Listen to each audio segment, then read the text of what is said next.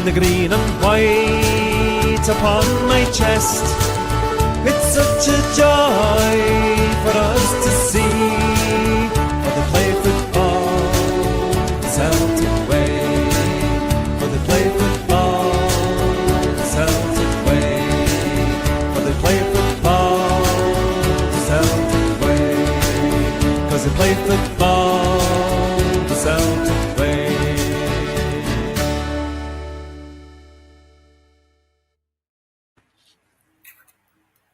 Good evening, ladies and gentlemen.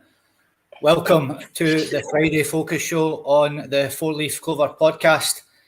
It's been an interesting week this week. Patrick, how are you getting on, sir? All good, Scott. Yeah, nice to see the end of the week again, and just can't wait for the season to get going now for real. All this back and forward over the summer, all the speculation, all the talking can stop now. In the meantime, it's back to the chase for 5 in a row and get that underway on Sunday. So just looking forward to the real stuff beginning now on Sunday. Yeah, the juices are certainly flowing, my good man. Andy, how are you getting on, sir? Aye, fantastic, mate. I wasn't sure if I was going to make it up the road tonight, but change things about, so managed to get here, which is good. So, aye, looking forward to tonight, looking forward to the season kicking off. We should be kicking off the season, really, being champions for last season, but oh no. And the great wisdom of the TV companies deciding what happens with your club, where we're playing at 4:30 on a Sunday, which is an absolute joke. Yes, it is. And a couple of comments here already. What a cracking performance from Brendan today. And very interesting comments from the manager, says Kevin. And you've just lined me up perfectly, lads, because I am going to hand the podcast over to Andy, who's actually going to go over Brendan's fiery press conference, I would say. He certainly let the board know yet again what needs doing, and Andy is going to go through it for us now. Go for it, pal. Aye, so I've basically split it into 4 sections, just snippets, not a whole press conference that went on for quite a while. So I'm pretty sure most people have watched it. We're just going to kind of have a wee look at it and have a wee discussion. Here is the first part that I'm playing here. Brendan was sitting here at the start of a new season. How are you feeling about everything, the club, the team heading into the new campaign? Well, I think when you do all your preparation work over the pre-season, it's always built towards this moment. So yeah, the players really well prepared. We've worked very, very hard over the course of pre-season. I think this is my 3rd season, pre-season, since I've come back, and the metrics of the team and the squad that we've had is at the highest over the course of the pre-season. So in terms of the guys that are here, they've worked so hard. Everyone at the club has put together a fantastic pre-season programme for us, and now we arrive into these last couple of days and ready for Flag Day, which is a special day for us. Last season, you had a really successful pre-season as well, and you spoke often about the way the team just carried their form through into the season itself and had such a successful season. Is that something you can see happening again with the pre-season you've had? Yeah, I think, as you say, last season we continued with that momentum that we'd gained, but it's never guaranteed. I've done many a pre-season now, and some of them haven't been so good, and then you arrive and then you can make a great start to your season. So but of course you'd rather things go smoothly, of course, but all I can say is that from our work here when we first came back, to our travels to Cork, and then on to Portugal, and then finally Lake Como, the preparation has been so good. Everything from facilities, we can't have any complaints. So it's been really good, and now sets us up for the weekend. Talk to us about your aims for the season. The aim as a Celtic manager is always to dominate every competition. We have obviously qualification for the Champions League that we want to arrive into, and we want to and be really competitive in that competition if we arrive there. So that was our ideas last year. Nothing changes. You add to that the pressures here at Celtic is always about not just winning, but winning in a style of football that's always the pursuit of the teams here, to play attacking aggressive football. So not just about winning, it's how we win, which is important for us. Yes, interesting. Scotty, what's your thoughts on that first clip there? Aye, it was good to hear him talking about the pre-season, mate. I think last season's pre-season was a lot stronger when we sort of pumped Man City and Chelsea and all that. I wouldn't say this one's been underwhelming. There has been a step up in quality through every game. I think that's something that we always do manage to do properly, is like step the level of competition up, sort of thing. I think the Newcastle was obviously the highlight. But aye, it's good to hear him saying that, you know, he obviously wants to dominate every competition, and that includes the Champions League. I'm hoping that we can progress a wee bit further this season. So aye, very, very, very positive from the manager to start us off, my good man. Aye. What's your thoughts on that, Paddy? Yeah, similar for me, Andy, as well.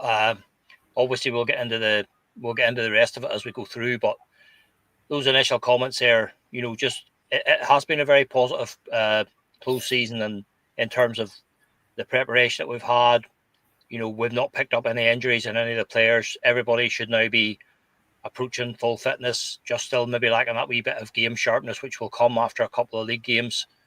But he's putting a very positive spin on it there. But, you know, if you go back 12 months, you know, we were approaching a Champions League season with Nicholas Kuhn as our starting winger and Kyogo as our starting striker.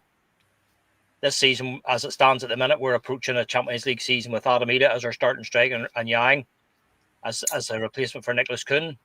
And that, for me, although Brendan didn't say that, it's just simply not good enough. We're not anywhere close to being at the quality that we need for the season ahead. Preparations have been fantastic, but there's going to be definitely frustration there from Brendan that we are definitely light in quality. We were light in quality anyway. You know, he talked last season, whilst Nicholas Kuhn was still at the club, about wanting to bring in reinforcements and bring in quality players as well. Well, I'm sorry, we've now lost Nicholas Kuhn as well.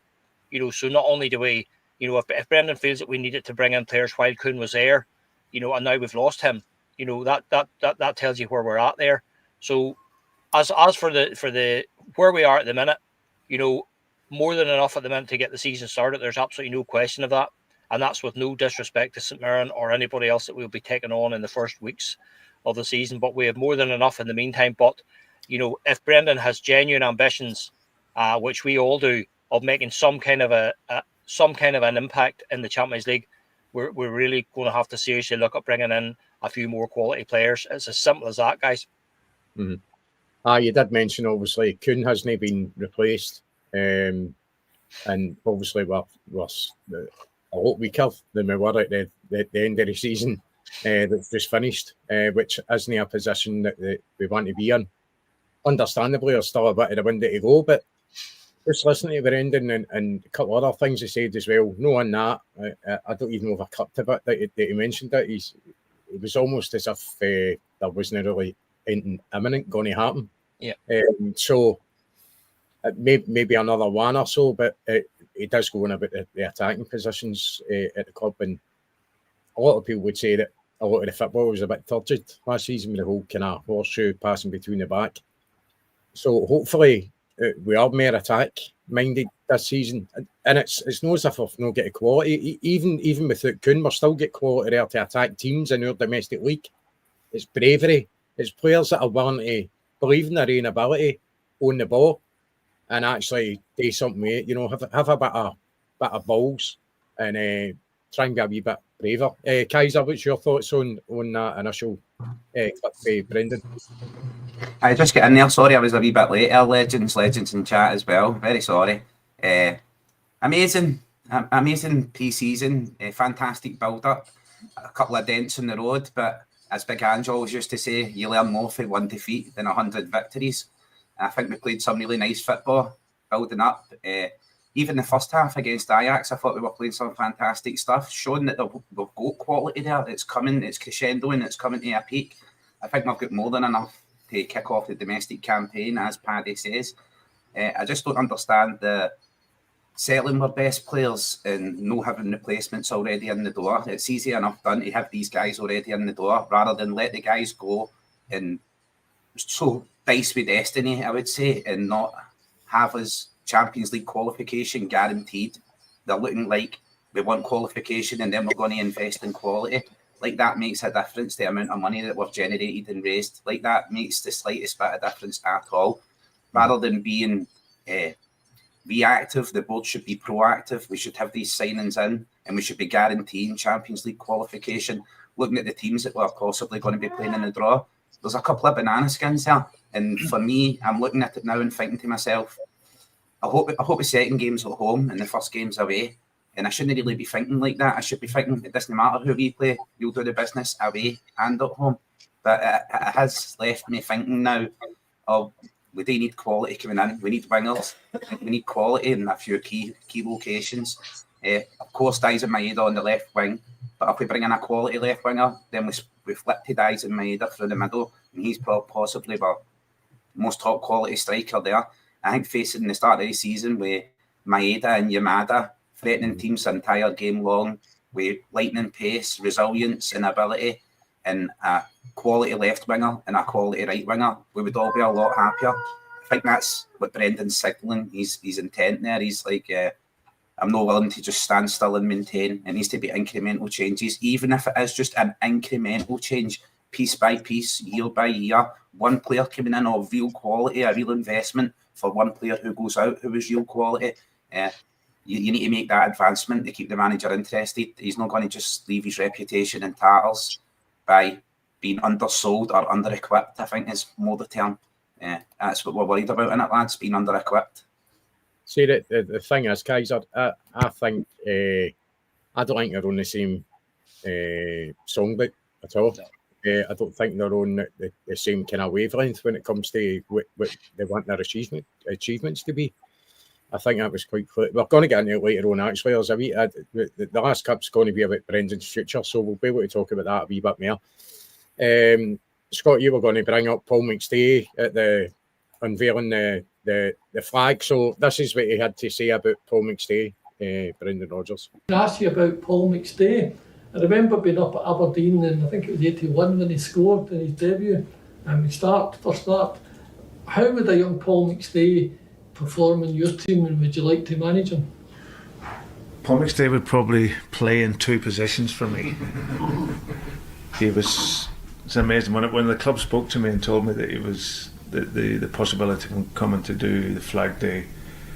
I go into my boy mode again, and what an amazing icon of the club he is, and it's just a shame you don't see so much of him. He's obviously on the other side of the world, and but no, that was my memories growing up. You know, we Paul on the team and switching on the telly and knowing he was in the team with Tam, and just an icon of the club and such a humble guy. And I had the privilege to meet him my first time when I was here.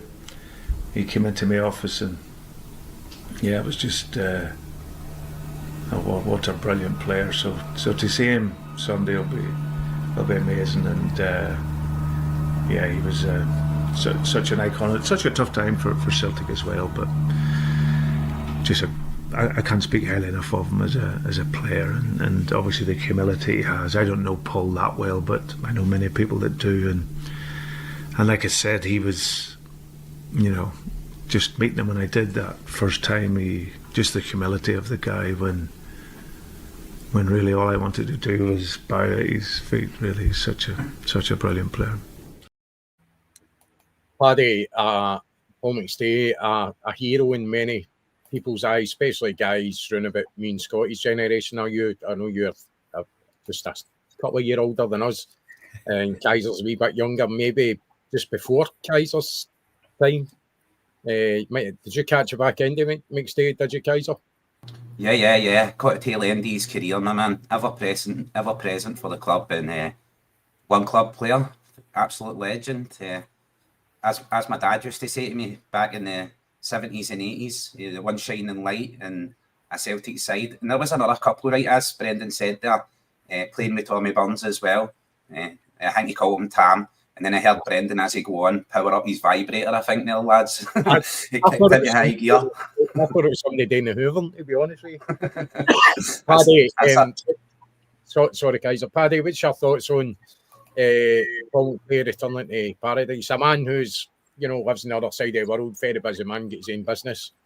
I've seen a few people saying he should be maybe an ambassador for the club over there. I think he's obviously busy running his own business and living his life, but good to see him back at Paradise, innit, and a very special day for the club. Oh, it's brilliant, Andy, and what an honour for Paul McStay himself. As Brendan said, what words can you use to describe Paul McStay? Any of us who were fortunate enough to witness him, I was the same. I watched him break into the team at Aberdeen, and we talked about, the pathway for young players coming through. Paul McStay at 16, 17, you couldn't have left him out of the team. It was as simple as that. The guy was that good. Once he got in, Charlie Nicholas was the same. Once they got in, once they got their foot in the door, there was just no keeping them out of the team. Their quality was unbelievable. And that was Paul. He was always years above his age type of thing. He's 19, 20-year-old. You'd thought he'd been playing for 20 years. The guy was just so good. They say that, it's a well-known statement that, they say that the good players always seem to be in space. And that's exactly the right for Paul McStay, and it's not that doesn't happen accidentally. These guys know exactly what they're doing. Paul McStay was an absolute genius. He was a wizard. Anybody who followed us recently, and we did the Last Man Standing, Paul McStay, went into that team, and we said that night if he'd started off at number 1, he would still have been there at number 10 when we got through. That's how good he was. He was absolutely unbelievable. We were very, very fortunate to have a player like that. Paul McStay could have gone to England. He could have gone to Italy. He had offers from Spain, but he decided to stay with Celtic. Even when we thought he was finally going, when he threw his boots in the jungle and all the rest of it, and then the next thing he signs another contract, we're all over the moon. So I'm just absolutely delighted for him. It's just brilliant because he's such a nice guy. I spoke to his brother Willie at Celtic Park, just after the season finished there, and Willie's the same. They're just a lovely family, lovely, quiet, soft-spoken guys. Big Celtic men, steeped in the history of the club, right back to their grandparents and stuff. So it's just a fantastic honour for Paul himself to be able to bring out the championship trophy and unfurl that flag, and it'll be an absolute brilliant day for the likes of my wee man who maybe hasn't seen Paul McStay other than YouTube clips and stuff. So it'll be brilliant for the crowd who maybe aren't as aware as Paul as we are, or a certain age group are, to be able to see him in real life. But they didn't call him the maestro for nothing. As I say, the guy was just unbelievable player, and we've talked about it many times, and I'll say it now. I said it before. In these days of the transfer window, as I said before, if you're a manager at a football club and Paul McStay at 26, 27 comes on the market, what sort of money would be changing hands for Paul McStay in the modern day transfer market? You'd be talking 100 million. The guy was that good. When I saw players at later years, like, and I don't like making comparisons, but when I saw players like Kaká and guys that got Paul McStay was every bit as good as Alexa Kaká. He was an unbelievable player, and we were just so fortunate that he chose to stay with Celtic for his whole career, and I couldn't be more pleased. There's nobody more deserving of this honour on Sunday, and I will be delighted to see Paul get that flag unveiled on Sunday afternoon. Nah, yeah, it's spot on, Paddy. Absolutely thrilled that he's going to be back at Celtic Park. Scotty, a personal hero yourself. You've got a wee story about Paul as well. I think you've told it on here as before, but I don't know if you want to talk about that again. Aye, because we've got loads of new subscribers and things like that recently, so they might not have heard it. But I went to St Andrews in Saltcoats when we moved back from Edinburgh when I was a teenager. And my PE teacher was a guy called Mr. Hand, and Mr. Hand was that old that he was actually my Moz PE teacher as well. This guy was that fucking ancient, man. So he pulled me to one side one day and he said, Paul McStay's coming tomorrow to the assembly. He's got to speak to you. So I was like, aye, whatever. And he says, no, he's a personal friend of mine. I said, all right, neighbour. So we had blue sweatshirts at the school. And I don't know if you can remember in the 90s, sort of lime green and black collar. It was on one of the away taps. Anyway, I had that tap on. We were Fitbit taps, so I had it on underneath my school jumper. And sure as shit, Paul McStay turns up, stands in front of all the Hingways, in front of all the Waynes, obviously. So I goes like that with the collar and I pulls it up, hoping any of the teachers will say, And Paul McStay seen it, and he goes, "You wee man, come here." And I went up onto the stage and spoke to him, and I was just like awestruck when I seen him and spoke to him. And it's the only time in my life that I've ever been starstruck with somebody.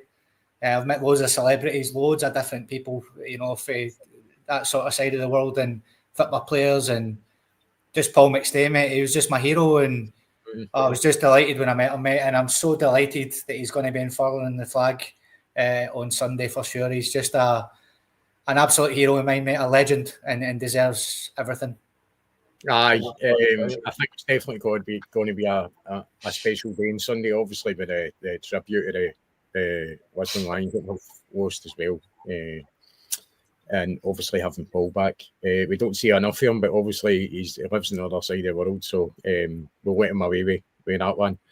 You don't see him on anything, to be honest with you. You don't see him on podcasts or anything like that, and he would be some guest to get for whoever it would be that would manage to get him on. It would be a big hit. That he's maybe just not that type of person, you know. I think he's probably more a kind of private person. I've reached out to him, mate. I have reached out to him to come on the pod, but no answer as of yet. No. Right, okay. Let's go to the next section that Brendan was talking about, and this is obviously Pusey and on to Man City. So let's see what he's got to say about him, and he talks about that as well. Here we go. Yeah, a very gifted young player, obviously coming through the system there at Manchester City. His profile fits very much what we want from our centre halves. He's quick, he's dominant, he's a good defender, and of course at Celtic your centre halves need to be able to progress the ball, and that's a big strength of his. So we've taken him on loan for a year. We always need all our centre halves at Celtic. You play so many games, so many intense games, and he'll join our squad. He's obviously a little bit behind because he hasn't played so many games over the course of pre-season, but we've brought him through for the rest of the season, and hopefully we can close that one out today. How far do you think, Brendan, the squad is from where you want it to be? Well, we're still a wee bit of work to do. I think that it's a huge credit to the guys that are here, how well they've worked. But the squad will hopefully look again different come the end of the window. So I think it's very clear we need to improve in the front end of the pitch. You know, that's the attacking department is always and always will be the strengths of my teams, and we've lost important players in that area, and we need to replace our players in that area. Brendan, you mentioned the end of the window with the playoffs coming a couple of weeks early. Does that bring greater urgency, or would you rather wait and get the players you want? No, I think listen, every coach will tell you, and every manager, you would want your players in for the first day of pre-season, you know, to prepare them, and that's why you do pre-season, to prepare. But if they're not available, or you can't get the right players that you want, then of course you have to wait. I'm experienced enough now as a manager to not get frustrated, and you become quite philosophical on these types of topics now, and I just know that where we need to improve, and I'm sure by the end of, as I said, the window, that we will do. Very interesting. Obviously the boys from Man City, and he's still not quite up to speed. You know, he spoke about pre-season and getting a pre-season with I think it might be a few weeks before we see him, a couple of weeks at least anyway. Scotty, what's your thoughts on Pusey? Aye, he looks decent, mate, and like you said, it's exactly what the sort of player that Brendan Rodgers looks for. It's a pity that he's not really had much of a pre-season, because I know we're going to get on to it later on, but it'll be interesting to see who starts, because it doesn't look as though Carter Vickers is going to be in the team on Sunday. So is it going to be Dane Murray? I was sort of thinking it was going to be this boy, but like I said, we will have a chat about it later on. But aye, certainly looks good. Bit disappointed that there's no a loan to buy option with the lad. I don't really like developing other players for our clubs and things like that, but especially a club the size of Celtic, we shouldn't be doing stuff like that. But aye, boy looks decent, mate. Can't wait to see him in a jersey. Aye. Paddy, are you excited with this signing? I know it's a loan signing, but badly needed, I think. Aye, he looks decent, mate, and like you said, it's exactly what the sort of player that Brendan Rodgers looks for. It's a pity that he's not really had much of a pre-season, because I know we're going to get on to it later on, but it'll be interesting to see who starts, because it doesn't look as though Carter Vickers is going to be in the team on Sunday. So is it going to be Dane Murray? I was sort of thinking it was going to be this boy, but like I said, we will have a chat about it later on. But aye, boy looks decent, mate. Can't wait to see him in a jersey. Paddy, are you excited with us signing? I know it's a loan signing, but It is, Andy, and I am pleased about it because, as I say, I always do a wee bit of homework. As soon as I see that we're linked with somebody else, so I've spoken to a few guys, Man City mates and stuff like that, and they speak very, very highly of this guy. And his main attribute, for want of a better word, is, as Brendan said, is his ability to bring the ball out from the back. Big, tall, rangy guy with a great range of passing. Good enough defender, stuff like that, but I think that's what we've been after. We've been looking for somebody to bring the ball out and bring the ball out with a bit of pace and get that. Sometimes it's all about that first pass. Once you break the press, and that first pass out to the left-hand side or out to the right-hand side can make all the difference when you're going the other way. So he definitely will help with that. I'm a bit disappointed in one way because I don't really believe in loan deals unless there's an option to buy. To me, it doesn't really make sense. Listen, it addresses a gap. And there's no question of that. And sometimes that's what you have to do. Sometimes you have to address the gap. But, I think Brendan, in his comments there, Andy, I think he's putting a brave face on it. I think that's Brendan being at his diplomatic best there. Privately, he's bound to be absolutely seething at the lack of movement there. And I understand the way things are. And if you look all across Europe, there's not been an awful lot of movement, really. That in terms of clubs buying players and stuff, there's been a few moves here and there, but there's been nothing enough, and that just seems to be the way these transfer windows are going from now. It seems to be the big majority of the business does seem to get done towards the end of these windows now, and that's becoming a regular thing. My only concern about that is, and I do believe that the board are still looking at, probably qualifying for the Champions League before they actually pull the trigger. The second leg of these playoffs is the 25th, 26th of August, and the window shuts early in September. So you've not even got about a week after the qualifier, really. So Celtic would need to be doing their homework right now as we speak to make sure that these guys are ready to go. And if it's Champions League qualification that it's resting on, well then that so be it. But we don't really have an awful lot of time. But listen, we've been here before. We've heard the argument about it's Champions League qualification that's riding on it before, and nothing happened. So I'm just very, very sceptical. And as I say, I think Brendan is being very. I think at the very most there, he's being very diplomatic about things. Aye, Kaiser. I think Paddy's spot on there. Disappointing. I think it's just a loan deal without any kind of options attached to it. My personal opinion on loan deals is that it's almost like an emergency situation when you bring in a loan player so something's went wrong when it comes to recruitment. And the recruitment doesn't start just when the transfer window opens. This is these guys' jobs throughout the whole season. So surely they've got players pinpointed, and there's something wrong if they can't get deals done for players. So this is the avenue they've had to go down. Is go back to Man City, get back to the City group. The kind of it's smash the emergency glass and pull out a Man City player. Almost, we should never be in that position. And listen, for what I've seen, the boy looks good. It'll be interesting to see him actually in our team and how he does well. If you manage to see a bit of him and the foot he's playing, and how do you feel about him? Yeah, definitely, mate. Well, Pep Guardiola says he's the future of Man City's defence. So that's high praise coming from a manager of that calibre. I never like to see a loan move with an option to buy. It's kind of like an elaster plaster on a bullet wound. You want to see some real treatment there, some surgery conducted, and some real treatment done at the back, rather than just bringing in a temporary measure. And as you says, mate, it sounds spot on. Break the emergency glass right back into the Rolodex, because they're still using Rolodexes and fax machines at Paradise, I think. Send a fax to the City group. It just comes. It's a telegram they've got, mate. They send a singing telegram done for a player. Send us your Pussy. And I've been ear deep in Pussy since I was a young boy, so I know exactly how that operates. I heard it plays better in the wet, as we says the other day. I don't know exactly who was fingering Pussy out for the transfer, but a bit fish finger going on there. I think. By the way. They write themselves, but for me, I hope we can demonstrate the atmosphere at Paradise. I hope he gets a few games. We can demonstrate the atmosphere, the fans, show them what it's like to play first team football for Glasgow Celtic.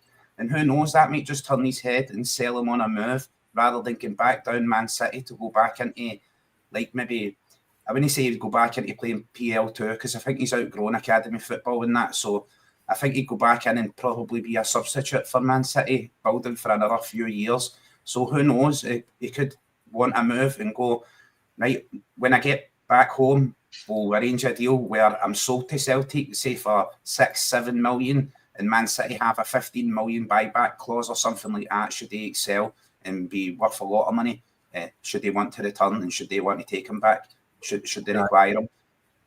Aye, see the thing with that, Kaiser, just when you're talking about, obviously, without having the option to buy on it, Man City rate this boy so that, you know, they obviously don't want to get rid of him. But if it comes in and plays really well, there might be an option to maybe take him on for another year. You know, it might suit them. Maybe they think he's still not ready even after a year at Celtic, so we could benefit out of that.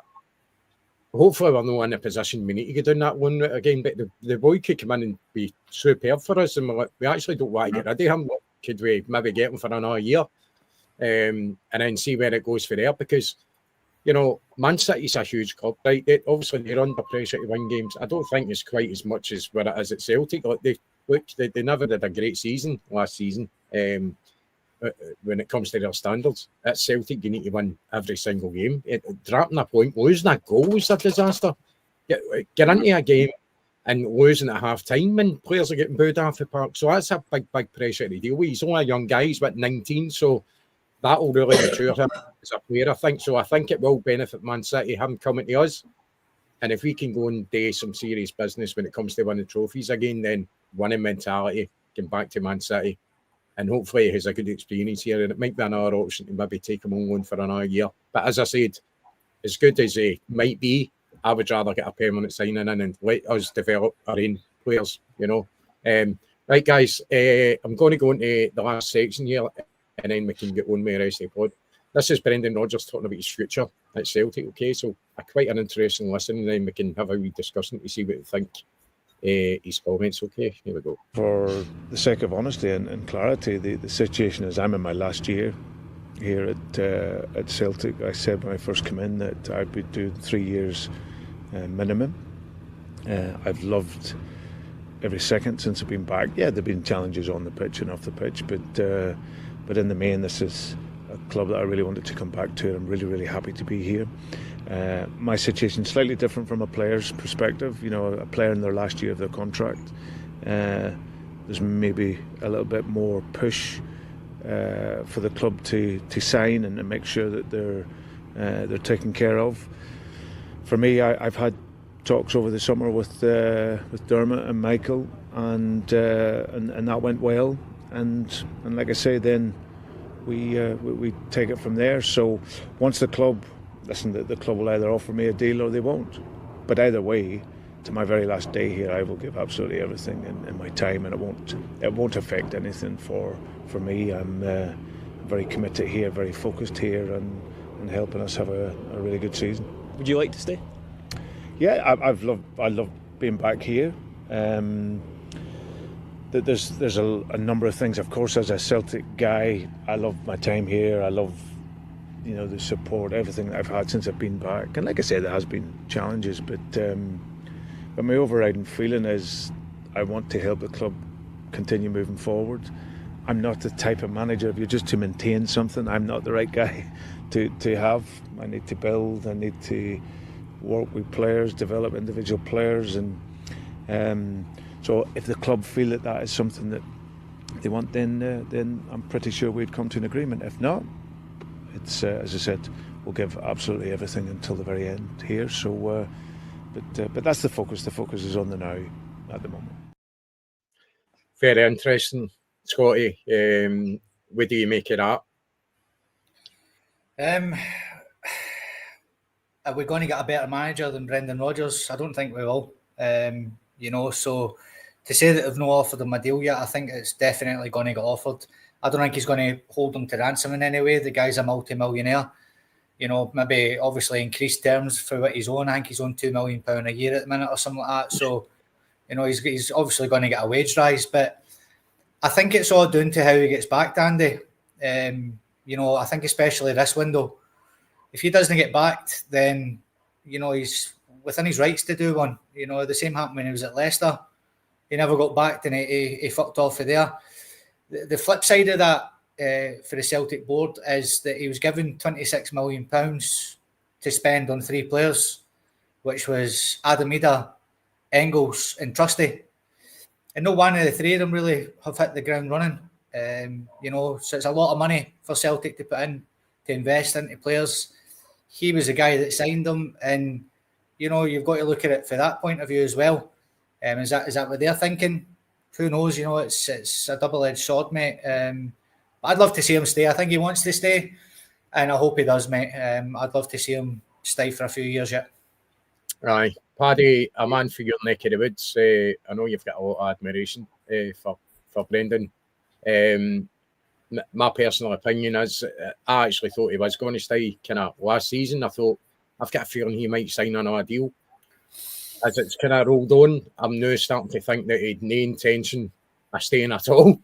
That's what I'm thinking. I think he's come back to remove a stain, and that is all. And I think he's just playing the game now to the end of the season. Just my personal opinion. What's your thoughts on Brendan's comments here? I think they're the most telling comments that he's made, period, since he returned again. There's always been this argument around him, and if anybody who's been watching the pod, you will see that we talked about it recently, and I did say that I thought this had the potential to be a circus that will run and run and run, and Brendan will have this asked of him every time a microphone is shoved in his face, pre-match, post-match, at every game we play. So until this matter is resolved one way or the other, and I think his comments there are very, very, they're very telling, Andy, as far as I'm concerned.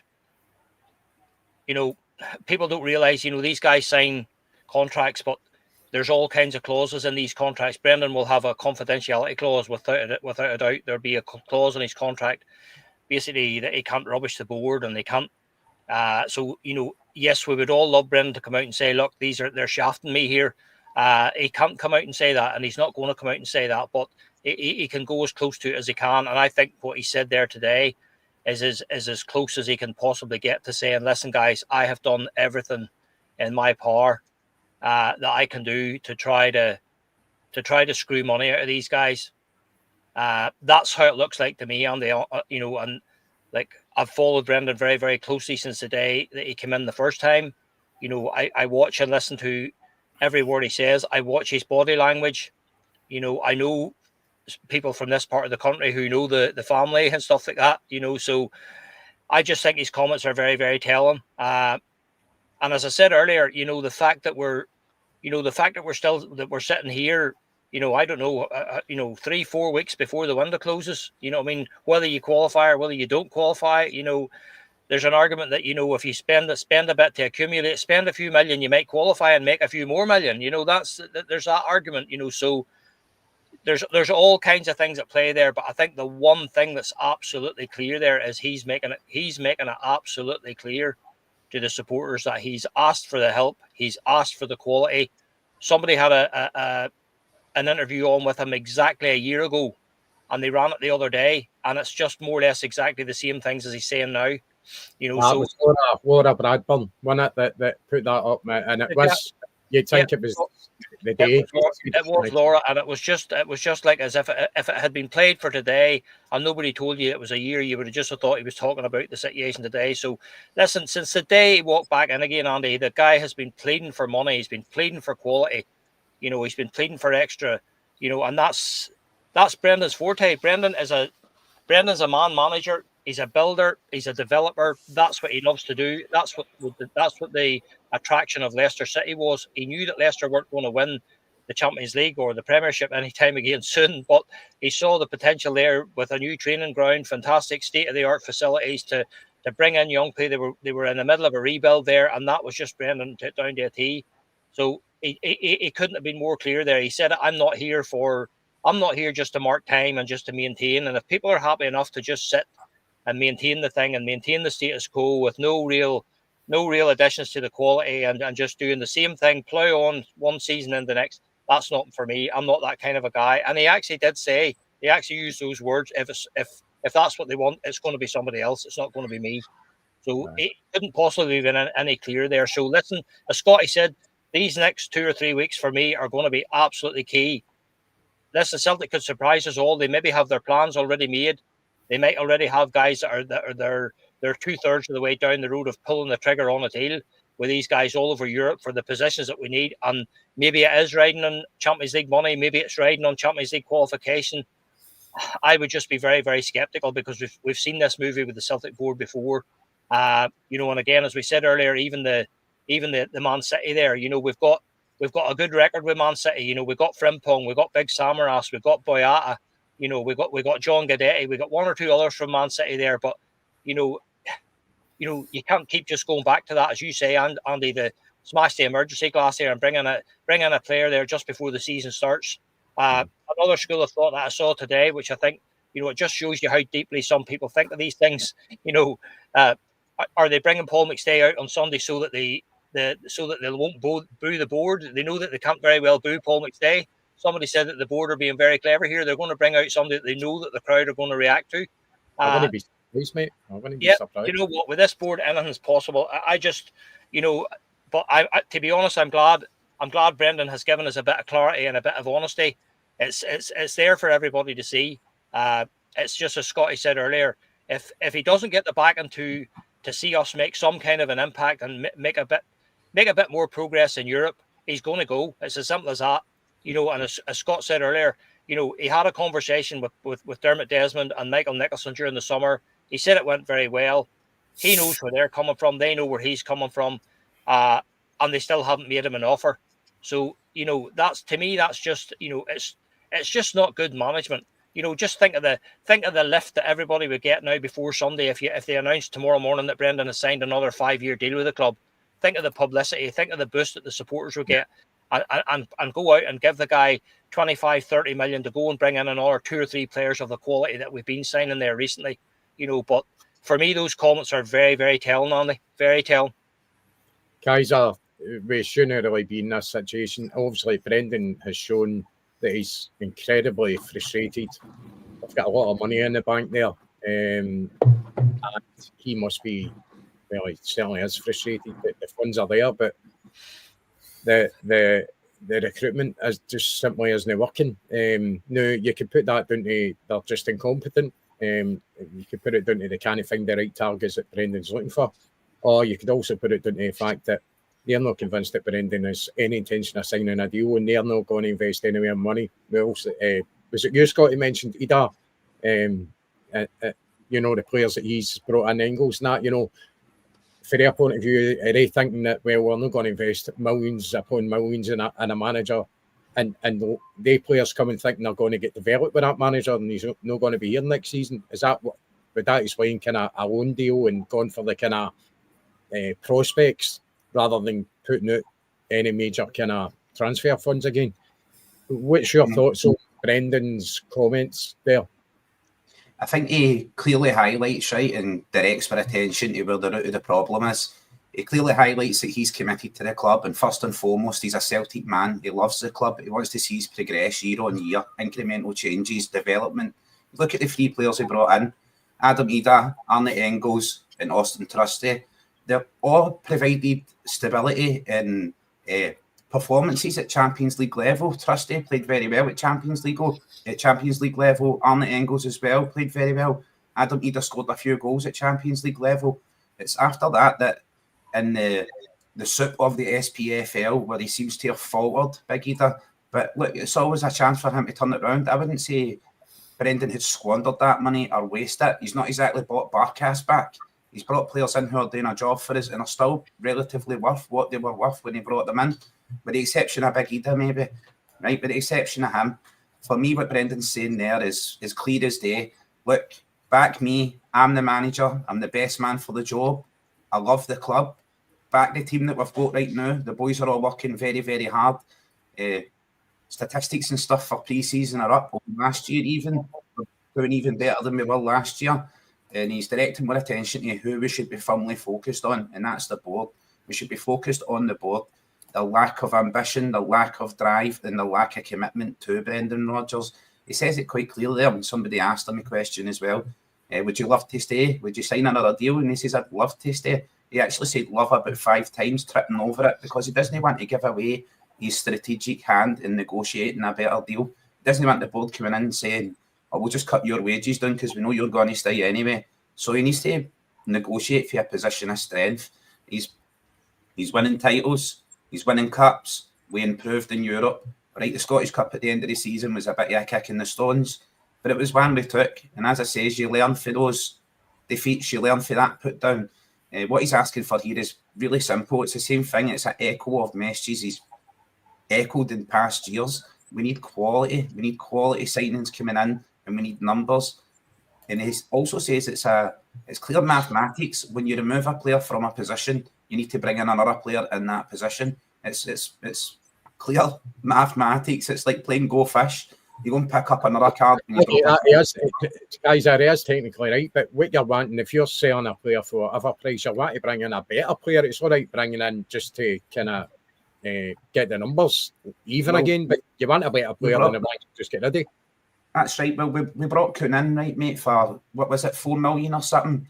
Sold him for like 18 million. What he's trying to say there is, look, give me that 18 million and I'll buy a winger on either side at 7 million each, and then they're not coming in at the 4 million quality level. I've got £7 million quality level on either wing, or even more, maybe 10 on one wing and 8 million on the other wing. He's not asking for much. He's asking for the money that he's actually made the club. Because when Nicholas Kuhn came to your club, he had faltered at other major training camps around the world. Germany, he had faltered. They had not lived up to his prospective growth. And Brendan Rodgers, being an elite level player developer, managed to develop him to the level that he was at, that Como's came in and paid 18, 19 million for him. So that's Brendan's hard work. That's his sweat on the training ground and developing that player. And then he's earned a bigger deal. The manager's not asking for anything except what he deserves, in my opinion. And I'm saying also, like, that he had a meeting with Michael Nicholson, Dermot Desmond, never mentioned Peter Lawwell. That spoke volumes for me as well. He knows who the fat controller is. He knows who's holding the reins. He knows who's holding people back. I think Michael Nicholson last year went to the board with a request for a pay rise, and Peter Lawwell signed off, and I'm getting a 50% pay rise for the fantastic work that he was doing at the club. We have one of the highest paid boards in the UK, and certainly the highest paid board in Scotland. We need to hold these men accountable. We need to go. We need that guy who was shouting at Peter Lawwell outside, spend the fucking money.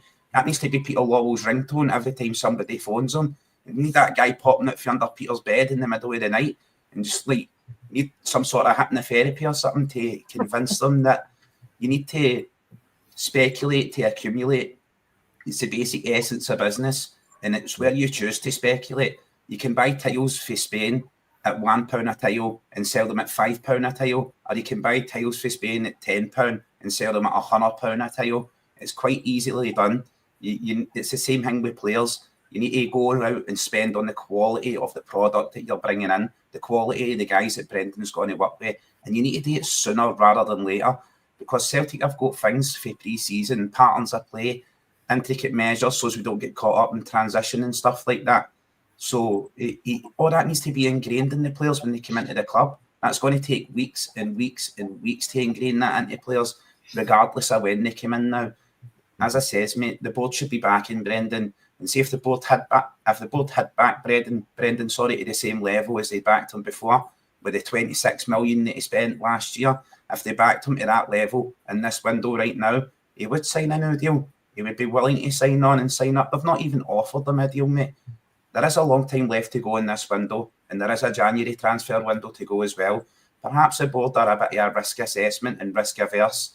They're looking at us to definitely have qualified for the Champions League, and that also opens the door to attracting a higher calibre of player. So you can see all these, as Scotty said, it's a double-edged sword, mate. There's pluses and minuses, but one thing you don't do is play hopscotch on the sword, and that's what the board are doing. They're playing hopscotch on this sword here, and it's only a matter of time before they open their leg and somebody comps it right in the nuts. And it's usually us as the fans. It's us who get deprived of talent. It's us who get deprived of managers when Brendan walks away.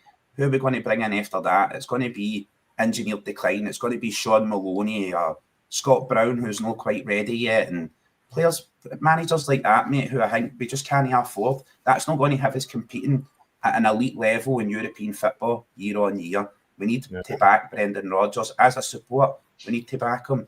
And I think Paddy's 100% right there when he says about bringing out Paul McStay as well. It was a famous Roman emperor says, give them bread and they'll cheer. Just go out to the Colosseum and throw bread at the starving, moronic masses and they'll cheer regardless of what's going on. Feed the fans, you know what I mean? Bring out somebody to placate them. The old Celtic daddies, get them quiet because Paul McStay's there and they know the GB and things like that have already warned them. They have to be on their best behaviour as well. It's very calculated, very cold, very calculated, in my opinion, mate. Aye.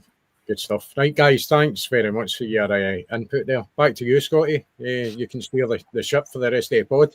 Brilliant, mate. I really enjoyed that, Andy. Thank you so much, mate. Really enjoyed that discussion and great points for the guys and from the viewers as well, mate. So some brilliant points. So thank you so much for that, my good man. Aye, so moving on. I seen somebody mention it earlier, a great goal there by Ayr United. And Paddy, Kaiser and Andy, it's something that we did speak about a few weeks ago.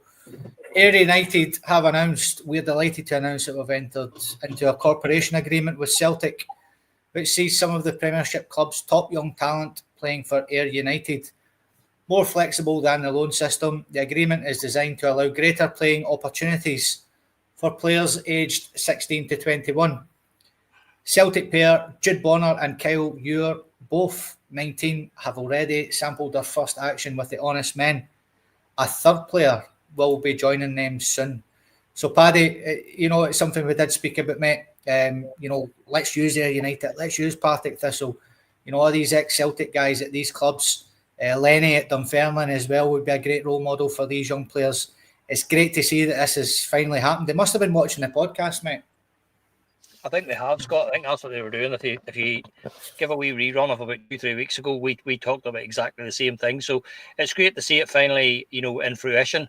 You've obviously still got Neil Lennon up there at Dunfermline, and you've got, Mark Wilson, so it's really, really good for Celtic. Scott Brown at Ayr United, Partick Thistle, brilliant for Celtic, brilliant for those clubs as well. First and foremost for them, they're going to get, I talked to you about it before, these young lads have been in the Celtic system now for a number of years. Yeah. So the likes of those teams like Ayr, like Partick Thistle, like Dundee, Dunfermline, they're going to be getting guys who are going to come in and they're going to give the dressing room there a real lift. And these guys will bring with them good habits. They'll bring the Celtic way of training, of behaving, of carrying themselves out, as professionals and stuff. So it's a win-win for both, because especially the likes of young Jude Bonner and young Kyle Ure there. I've watched them there recently, down in Cork as well as in the games abroad. And that's, these young lads are crying out for game time. They're absolutely crying out for game time, and unfortunately, because of the demands of the SPFL and the first team, European football and all the cup competitions, sometimes we just don't have that. In an ideal world, you'd love to be filling the team with 2 or 3 young lads every time you go out, but it's not possible to do that.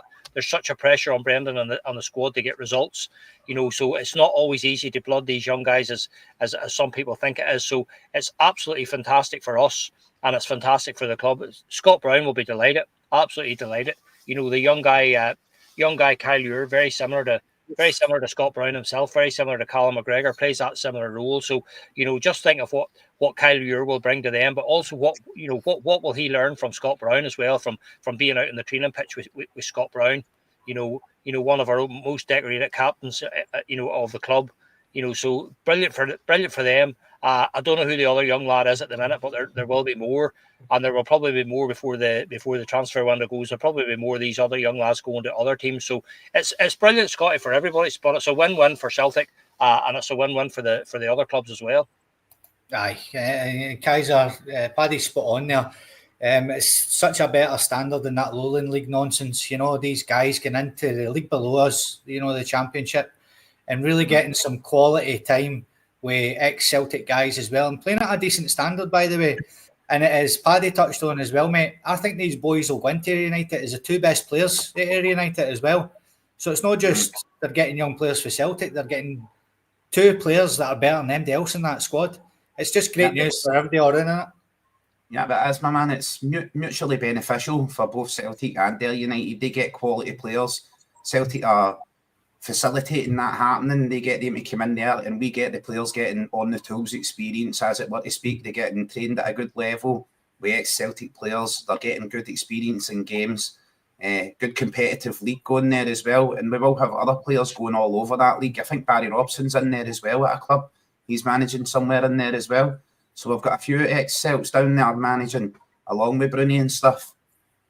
And it's only going to be better than what we've all been complaining about. How exactly does playing in the Lowland League get you ready for playing in the Scottish Premiership and playing for the best club in the Scottish Premiership?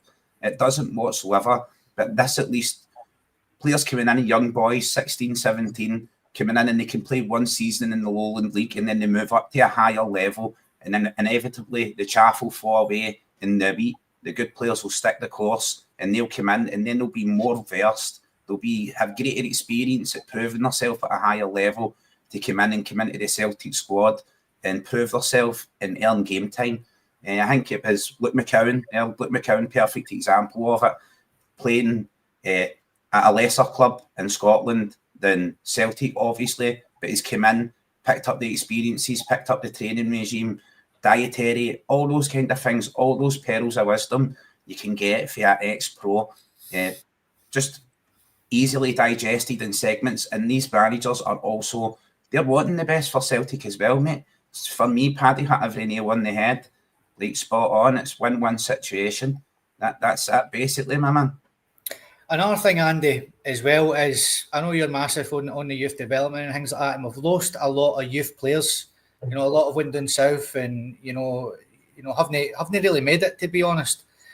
Well, this new, I know we did have a big chat on it like 3 weeks ago, as Paddy said as well, but this might stop us losing younger players now if they've got an option to go and play in the Championship for a season. It's actually, it's such a fantastic idea, mate. As and obviously we did speak about it. We spoke about it a few times.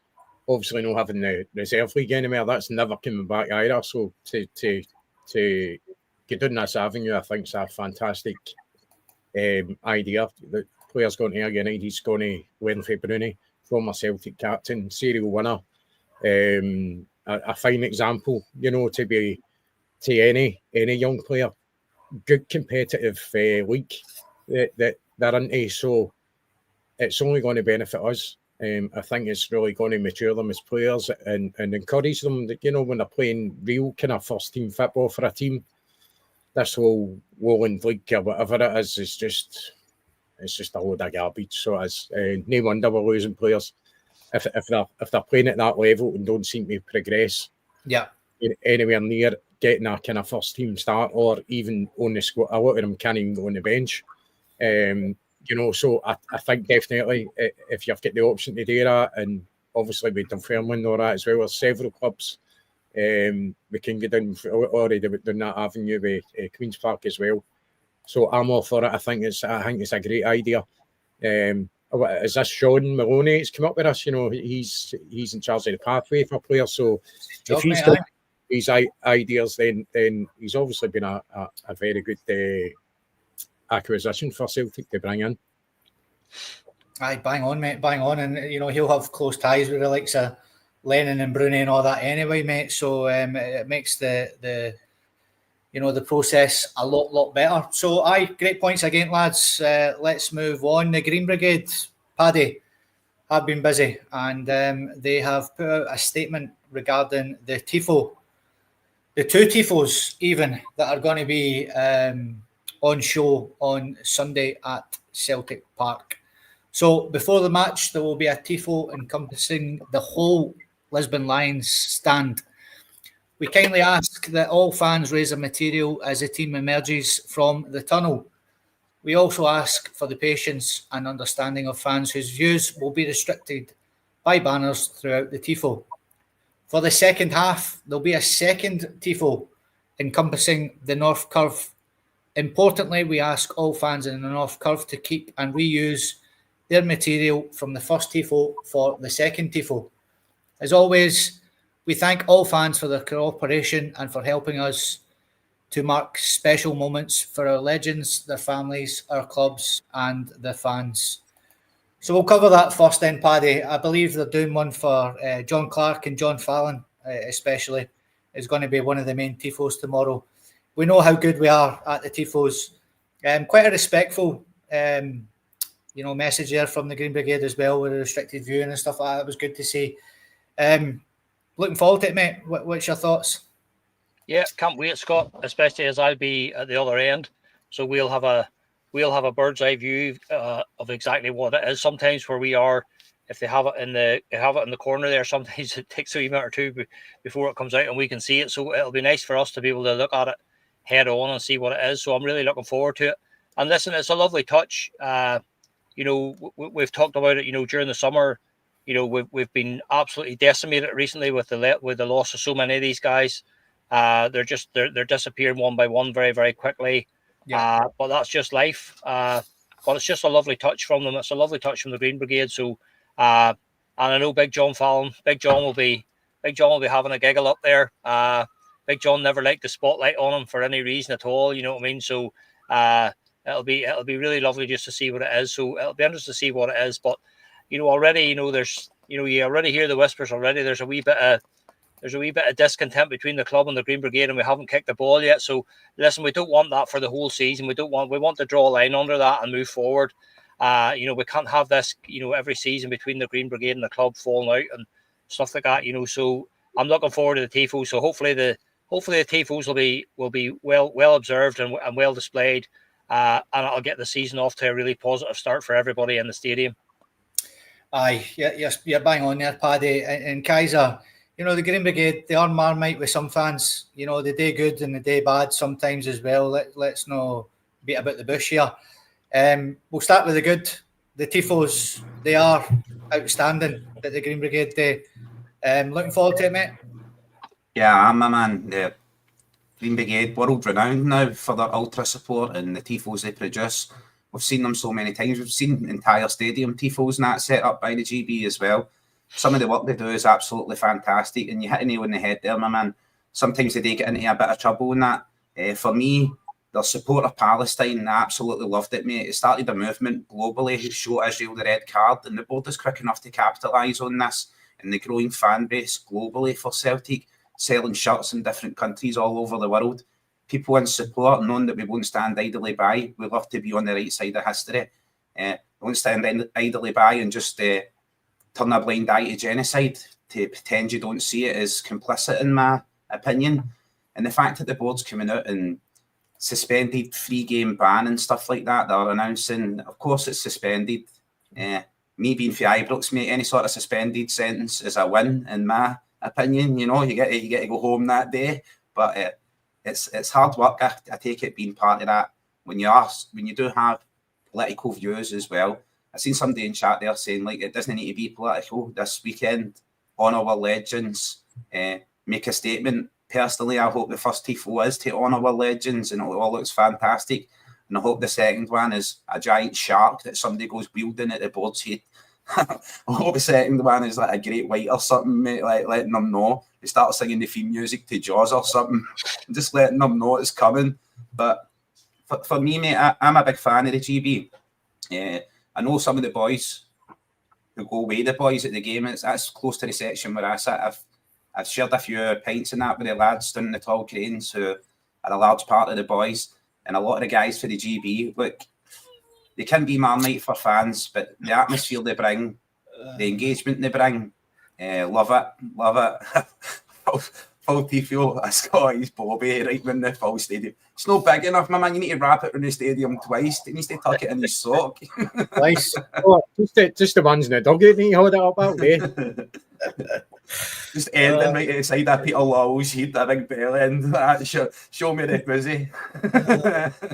Andy, a man can't get peace, Andy. A man cannot get peace. We'll get on to the negative side after this, mate, but let's talk about the positive side first. The Tifos today are amazing, mate, and I'm sure like the rest of us might be looking forward to it. They should be rightly praised for the effort and the work they put in, because these things aren't easy to put together, and just about everyone the day is absolutely fantastic. So I'm always in support of the Green Brigade. I think you did mention Marmite. A lot of people just can't stand them, and I totally get that. But let's be honest, without the GB, Celtic Park is dead. Yeah. And that's a fact. That is a fact, because you keep the atmosphere going. You know, if you're at any kind of, let's say, a Celtic and Livingston game, you know, that the other ones that are keeping the atmosphere going, because people that moan about them are the ones that are sitting on their horns, you know, and you know, so I think they're an integral part of your support and our atmosphere, and what they bring is just magical. So I'm fully behind them. I think we all knew they were going to do something special anyway for this, you know, the opening day, and obviously losing two Lisbon Lions quite close to each other. So I'm looking forward to seeing it. It's going to be quite somber as well. It's been quite emotional, isn't it? Losing the two of them, and as time goes on, you're going to lose more. Unfortunately, that's the circle of life, isn't it? But these guys that went to Lisbon and done this magical thing will never be forgotten. Even when none of them are here, but they'll never be forgotten. Legends for life, and the GB will do them justice, and the rest of the stadium as well, I'm sure. So, looking forward to it, and good on them. Really looking forward to it. And Paddy, you better get some photos for us, mate. Get them on the group chat if you're bird's eye view, mate, and we'll have a wee look. So, with the Green Brigade comes good, but also comes bad, as I said as well. Self-inflicted sometimes, you might say as well. So let's just have a look at this tweet that came out as well. So the Green Brigade have been given a 3-game suspended home match ban by Celtic, as Kaiser said, including, a lot of people don't know about this, any away matches within that period of time as well. So one of the 2 reasons for the ban relates to leaving their section to fly Palestine flags. Celtic punishing those who stand against genocide. Lads, I'll start with you, actually, Kaiser, on this one. What is your thoughts on that? Is it a nonsense for you, or do you agree with the board? I mean, what are you thinking? To the utter shame of the board, my man. As we all know, as we can all see, world politics and stuff like that isn't something that's openly discussed. It's not something that people like to look into and discuss on a podcast where we're all here having fun and discussing the team we love. But the GB and people like that highlight to the masses. As I say, it started a global movement of show Israel the red card. Other clubs stepping forward, other fan groups stepping forward and being able to feel like they can voice their opinion in the stands. That's what it's all about. That's one of the colours that is slowly being drained away from football. And the board here trying to silence the GB, it's complicit for me in the silence of an undercover war and letting people get away with genocide. It's not a fair square go. You know what I mean, my man? There's one guy in the street with a stick and a stone and another guy with an automatic rifle. It is utterly tyrannical and terrible. I understand why the board maybe don't want to get involved in that sort of political debate and things like that. I can fully understand that. But at the end of the day, there comes a time where people need to stand up and be counted. Me, personally, mate, I'm in full support of the GB. I fly a Palestine flag when I go to the game, and I'm not in the GB. So if they're talking about my section, they see a flag coming for there, don't blame that in the GB. There is other supporters out there who are just in support of Palestine and the free people of Palestine. And just to stress another thing, bro, my dad always says to me growing up, one man's terrorist is another man's freedom fighter. So always be wary of that growing up, son. When you look at world politics and world events, you'll be able to see and make up your own mind. And that's exactly what I've done with what's going on in Palestine. I made up my own mind, mate. It doesn't matter the colour of the people, the religious sect, who they follow, where they're from. It doesn't matter. It's just the way they're treating those people is utterly disgraceful. And Celtic fans who unite behind that cause, feel free to do so. Feel free to keep going and flying that flag. Never let yourself be oppressed or suppressed, put down or silenced. I'm very sorry that it probably fall back on the GB and we'll probably end up missing them for the Ibrox away game when we've got a larger crowd and stuff like that. but the board will be delighted. They can do more corporate seats and let in more brown nosers and Karens and Kens. They can all sit there silently and give you golf and tennis claps and stuff like that. That's not me, my man. I love to celebrate in the stands. I'm at Paradise to have fun. It's party time. I don't care if people whip their phones out and start filming me. Probably a bottle of Buckfast Deep before the first half and a bottle of Buckfast Deep after the second half anyway. So, fire away. Andy, is this double standards for the Celtic board? You know, they were quite happy when the Ukraine flag was getting flown at Celtic Park and things like that.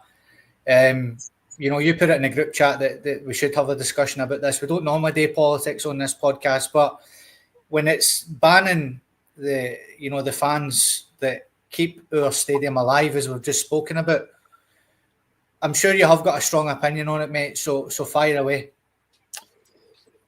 I know what side of history I'm quite happy to be on. Unfortunately, our board have a different opinion. And people who say keep politics out of football, we're steeped in political situations throughout the history of our club. So it's something that's going to be. We're the type of fan base that you know are going to stick up for the oppressed for obvious reasons, and we all know the history of Celtic. And this isn't on my personal point of view. I'm not a religious person, so I couldn't give hee-haw about anybody's religion or colour. This is on a human level, right? This is an entire nation getting wiped out. And so if they're wiping these people out, they're now starving them to death.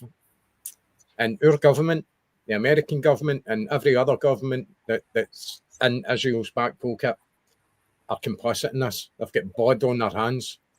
And technically, if our board have got blood on their hands as well, I don't quite get what the problem is here. Is it the fact that somebody's waving a Palestine flag, but it's not that waving the flag, it's they've moved out of their section to do it? Is this now the stage we're getting to? Is this the, you know, the nitpicking that we're getting to? The divide between the GB in general, but I would say the majority of the Celtic fan base and the board is getting wider and wider and wider. Our board is full of Tories. Even a lot of our fans are Tories. The ones that go and get we all know who we're talking about here. One in particular that gets a seat at Celtic Park for absolutely nothing. Somebody who, when Celtic were on their knees, a wee guy had to come out for Canada to save us. And you've got billionaire singers we're never seen at Celtic Park until after all this was there. Somebody, I'm going to say it, Rod Stewart, could have saved Celtic at the time quite easily with a change in his pocket for what we Fergus put in. It was nowhere to be seen. Guys like that, and they're talking about political stuff and all that. There's a guy that Celtic hold onto his coattails because he's got a fucking Celtic crest on his drum and wears a green suit in Las Vegas, right?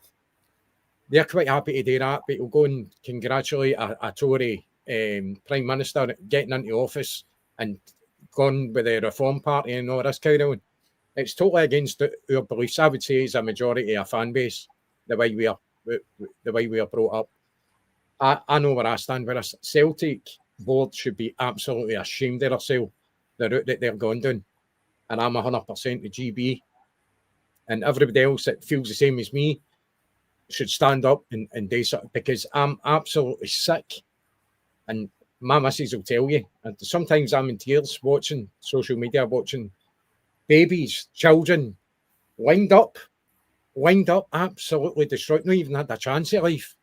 And the whole world's just turning a blind eye to us. And Celtic fans should be praised for coming up with a banner saying, show Israel the red card, because look how many people's jumped on that as well and gave them the thumbs up for that. You know, so we are no in the minority. Don't let anybody believe you that we are the minority thoughts when it comes to support Palestine. I would say the majority of the world is on their side. But the big hitters, you know, we know which side they stand on. So I'm absolutely disgusted. Wow, mate. Absolutely wow. Paddy, follow that, mate. It's tough, Scott, but I'll do my best.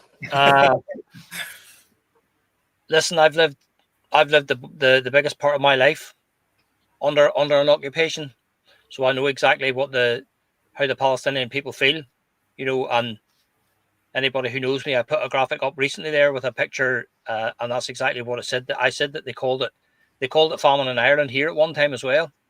They tried to tell us it was a famine. It wasn't a famine. It was a man-made. It was a man-made famine by the English, plain and simple.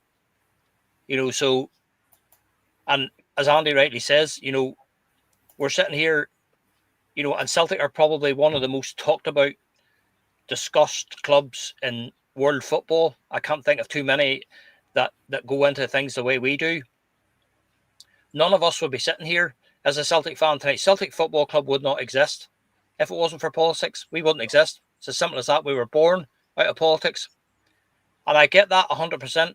I get the need to try to separate sport and politics, and I would try my best to do that myself. But when Celtic encourage people to fly the Ukrainian flag because they're being invaded by Russia, but it's not okay to fly the Palestine flag because when they're being invaded by Israel, it's double standards. It's absolutely shocking.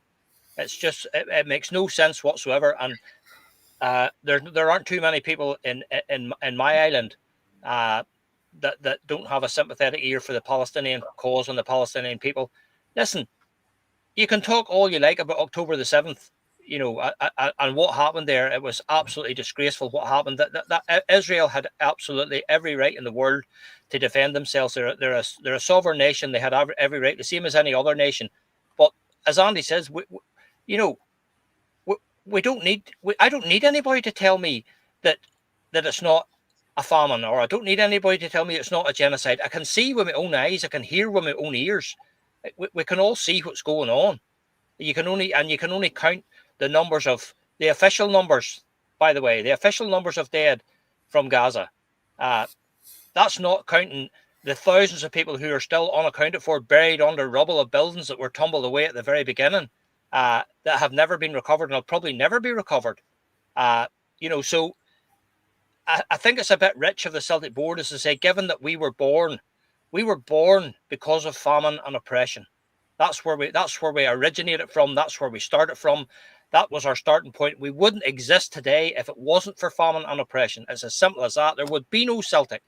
Yeah. So I think it's a bit rich of the Celtic board when the people who hold that kind of cause very, very dear. We're all the same. I've spoke about it before, and you all know how I'm passionate about the draw from Irish people towards the East End of Glasgow. You all know that. Mm-hmm. So I just think it's a bit rich that when the Celtic board know that these people, there are thousands and thousands of people like myself who will your automatic sympathy goes to the people of Palestine for what's happening. As Kaiser said, that Ukraine and Russia is a war. That's a war that's going on there. That's two armed countries, both armed to the teeth with military, with fighter jets, with weaponry. This is not a war that's going on in Palestine. It's a slaughter. That's what it is. It's not a war. As Andy says, you've got guys out there with water pistols and slingshots against guys that are dropping, 600-pound bombs from the sky. It's not a war. It's a slaughter, plain and simple.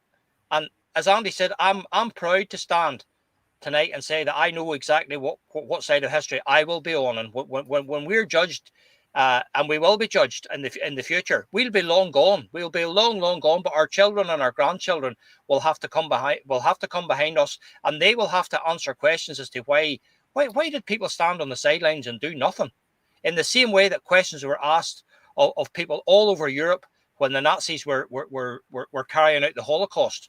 In the same way that questions will be asked of us, questions will be asked of our children and grandchildren. What did your granddad do? What did your father do when that was going on? And the big difference there is, we didn't have the technology in those days that we do have now. Now you can see it on your phone. You can see it in your living room.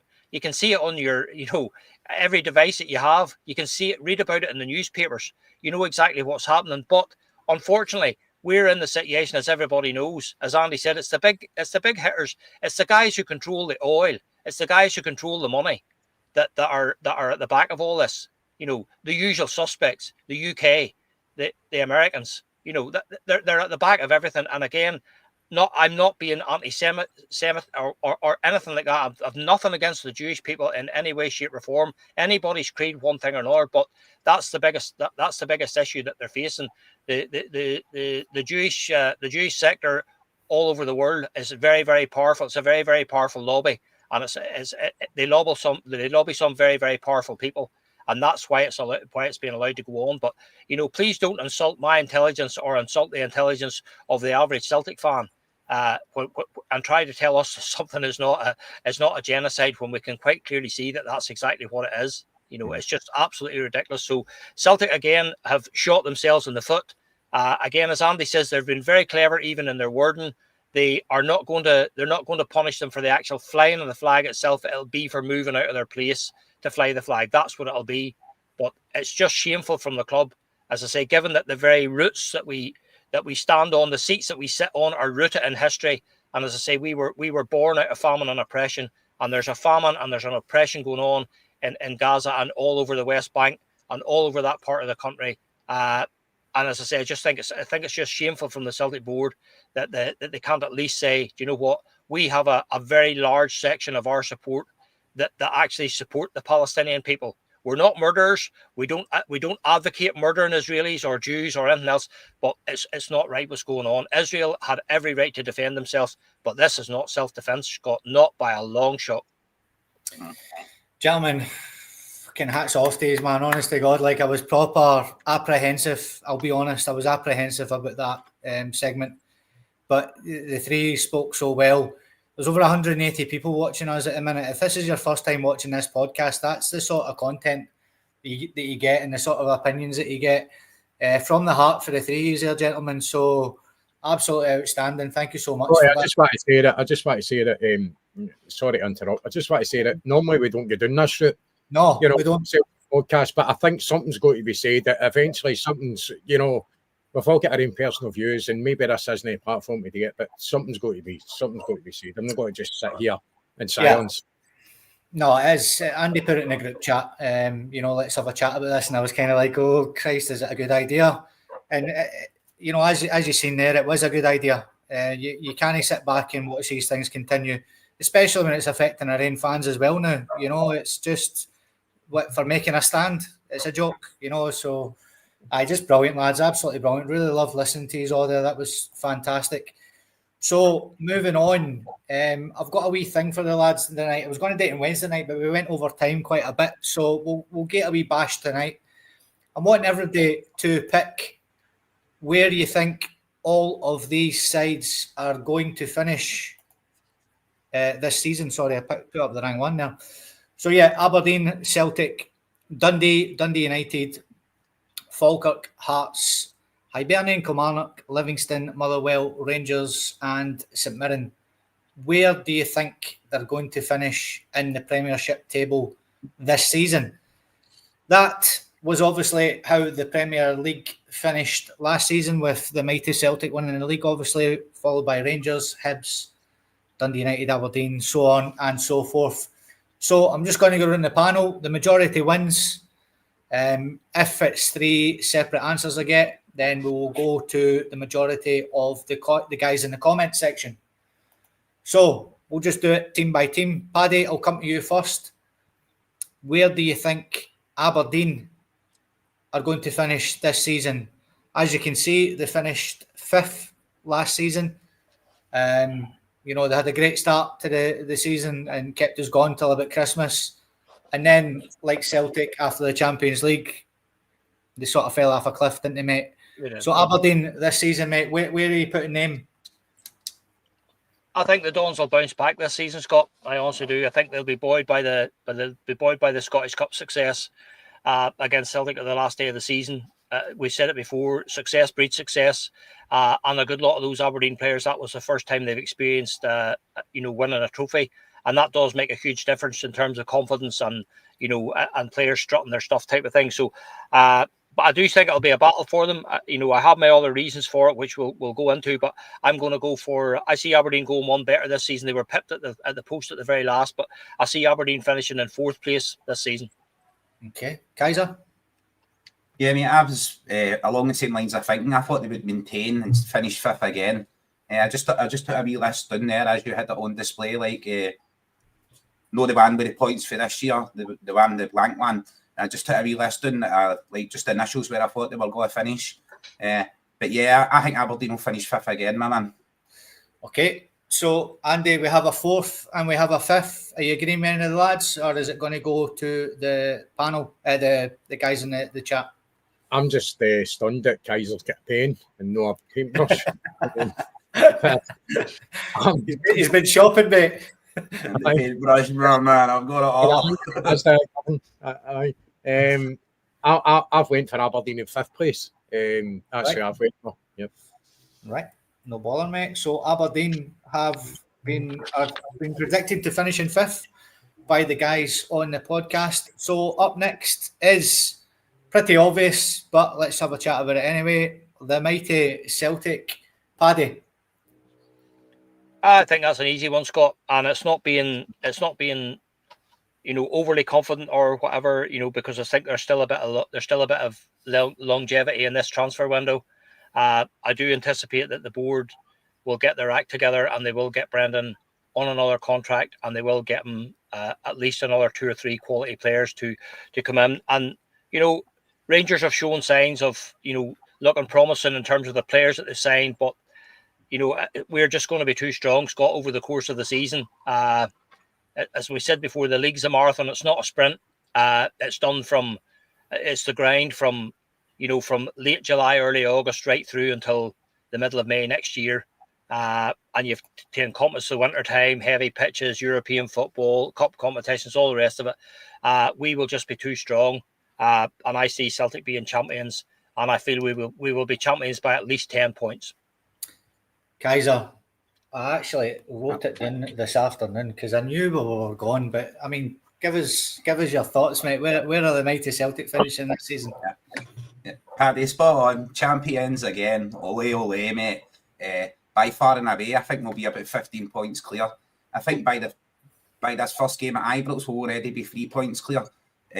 Failing them, I think they're going to drop points this season. I've watched them play, I've watched them develop, I've watched how they play their football, and I don't think they're as strong as their fans think they are. Definitely not. They're all on delusional and they've got a false sense of reality.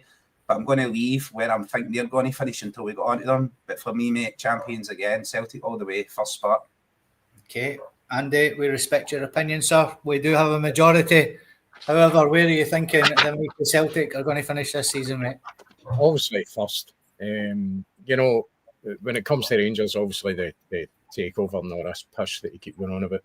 Due to financial fair play, these things take a lot of time to kind of pan out, so it's a longevity thing with them. They simply have to get the patience. So this guy is going to be out of job again. That's what's going to happen because the fan base dictates that. Maybe I don't know if as fan responsive as the old board, but they'll bow to pressure again.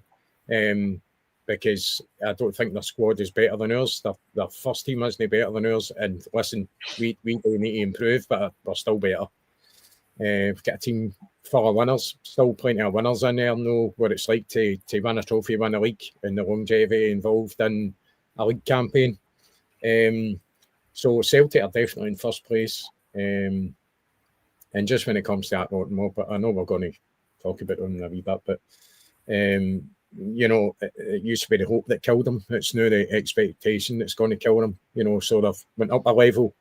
They've went from hope to expectation, which is one of the worst things you can do, especially when you get nothing to back it up with, no evidence to back it up with.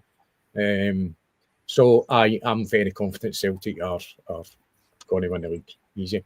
The lads are predicting Celtic to win the league yet again. Next up is another team, Paddy, who done quite well last season, then sort of faded away as well, was Dundee. They've probably lost their 2 best players now, McCowan and Lyle Cameron and things like that. And you can't lose players like that and progress really. Where are you thinking Dundee are going to finish this season, mate? Do you know what, Scott? They got away with it by the skin of their teeth this season, but I don't think they're going to be as fortunate this season. Big Stephen Presley's gone in there. He's not got off to the best starts by any manner of means. There's already a big section of the fans who maybe didn't want them in the first place, and they're now against them. So I think it's going to be very, very difficult for Dundee this season. The shining light for them again will be Simon Murray. Scored a lot of goals for them last year. If Murray has another breakout season the way he did last year, it might make a difference to them. But it's going to be very difficult for Simon Murray to replicate what he done last year. So I'm going to go for Dundee to finish rock bottom, number 10. Oh, okay. So Kaiser, bottom of the league for Paddy. 12. Yep. That'll be. 12, Right, mate. number 12. 12, yeah. You're going for 12 then, yeah? No, mate, I'm going for them finishing 10th. I think they will drop off. I don't think they'll completely drop off. I think they'll manage to maintain their spot in the league. But I see them finishing 10th, as Paddy said, by accident instead of saying 12. But we're not counting that, Paddy, right? We're not counting that. 10 press-ups, Paddy, 10 press-ups. Okay, Andy. So we've got a 10th and we've got a 12th. Are you going to sit in between, or do you fancy any of those positions?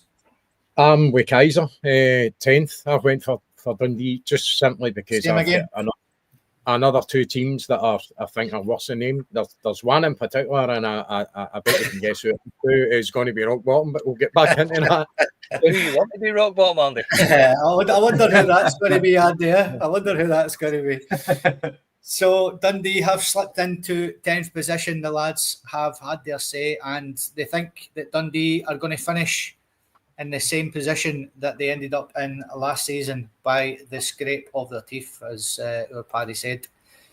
So next up is the team just a couple of yards down the road then, Paddy. Dundee United. Where are you putting Dundee United this season, my man? For me, Scott, I'm going to look, as I say, I think it's going to be very, very tight again between them, between themselves and Aberdeen. It's going to be a good battle there. But they're going to struggle. But both of them will be very, very, very determined to finish in the top 6. But I'm just going to switch the two of them around. So I'm going to go for Dundee United to finish in 6th place behind Aberdeen in 5th. Okay, mate. So yeah, Kaiser, it was very close between them and Aberdeen last season. As Paddy said, as we can see here as well, my man. Are you giving them any hope? We've got Aberdeen in 5th position as it is. The lads have picked 5th position for Aberdeen. So, I mean, where are you seeing Dundee United run about that sort of level again?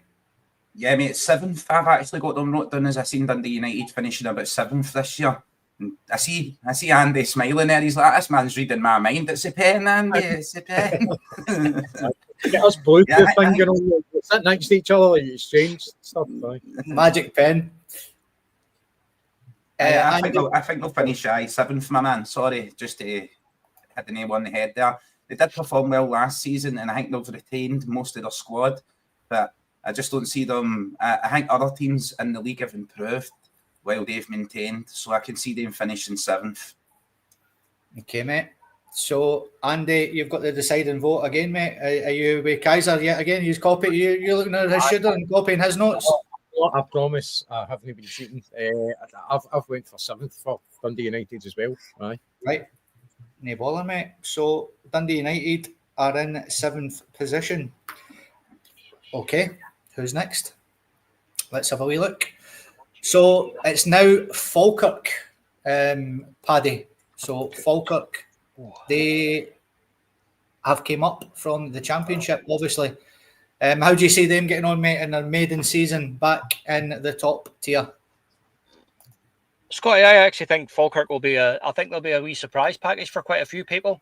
I think they will be. I saw a wee bit of them towards the end of the season, and they played some really good stuff. Do you know what? It's a tough one. You've got to factor Dundee into it. People will look at Livingston, they'll look at Falkirk and stuff like that there, but in my original planning, I had Falkirk finishing 11th. Okay, mate. Yep. So Kaiser, Paddy's got Falkirk going below Dundee in 11th place, and they'll be in that playoff position at the end of the season. Do you agree with her, Paddy? Yep, I definitely do, Paddy, mate. Spot on. Now I'm copying you, mate. As you see there, mate, Falkirk. I don't know if you can see it because the camera cuts it out because of the background. Aye, 11th, I've got them down there, mate. I think Falkirk will be back in danger again this season. They do play some good football and stuff. I just think coming up, they're just lacking the quality they need to maintain in the league. And I've basically got them all decked out where I want them. They just need to come down here for a sheet of paper off me, mate, and know where they're all finishing. Good man. Andy, I disagree with the guys. I've got to be honest. I think Falkirk have got to do well in our league. You know, we played them in the cup and that, and they looked a decent outfit. It's obviously got to, you know, you've got to do it over the course of a season, but I think McGlynn's done a fantastic job there, mate, and they've got a decent wee side, actually. I think they'll do better in 11th, but I don't have an opinion on this. They are in 11th position because the two guys have decided that, but where are you thinking? 9th. I've went for them in 9th. I was really impressed last season. I thought they played some really good stuff. But the only thing is they kind of tailed off at the end of the season. When the pressure was on them a wee bit, you know, they did tail off a wee bit. Obviously, it's a long, hard season in that league, and it's quite difficult, actually. But I don't think they're going to get relegated. I've went for 9th. I don't think they'll be as high up the table as what I would have been kind of thinking when we played them at that point. They played some really good stuff. Just for the sake of the way they ended the season, they ended up quite lucky, actually, to get up. But they done the damage at the start of the season. Yeah. So I've went for 9th. Yeah, but I'm glad they're in the league because McGlynn's a good manager, and they do play some good stuff, which is good to see. Yeah, mate. I see that 9th and 8th was available there, and I was sort of looking at that sort of positions as well. But the lads have spoken, mate, before you, and Falkirk have got the number 11 position in this season's SPFL Premiership. So after them, we have Derek McInnes's now Heart of Midlothian. They've had a great pre-season, Paddy. They look very good. They've kept Shankland, which is massive for them as well. He's made some good signings, and we know how good a manager he is in the Premier League as well. It's a bit of a coup for them to get Derek McInnes for me. I think Hearts are going to do very, very well this season. But where are you putting them in the league table, mate? Yeah, I think they'll do well, Scott. I think Derek McInnes coming in will give them a lift, which they badly need it. I think he'll galvanise them and he'll get them going again. He's made one or two signings. There's a couple of guys have come in from abroad and they're a bit of an unknown quantity. But I think keeping Lawrence Shankland and getting him back again was massive for them. So I'm going to go for Hearts to finish in 4th place. Oh, 4th. Okay, so we'll get Celtic in 1st, Aberdeen in 5th, Kaiser. So there's gaps there. 6th place is available as well, mate. So where are you putting Hearts? I also put Hearts in 4th, man. I know Derek McInnes is there. It's got to take a wee while for his kind of style of football to solidify there, the kind of players that he wants in there. Shankland's a big fan of Greg's, so he usually win a season without scoring fuck all, didn't he, basically? So in my opinion, mate, I've got Hearts in 4th as well. I think they'll do a bit better.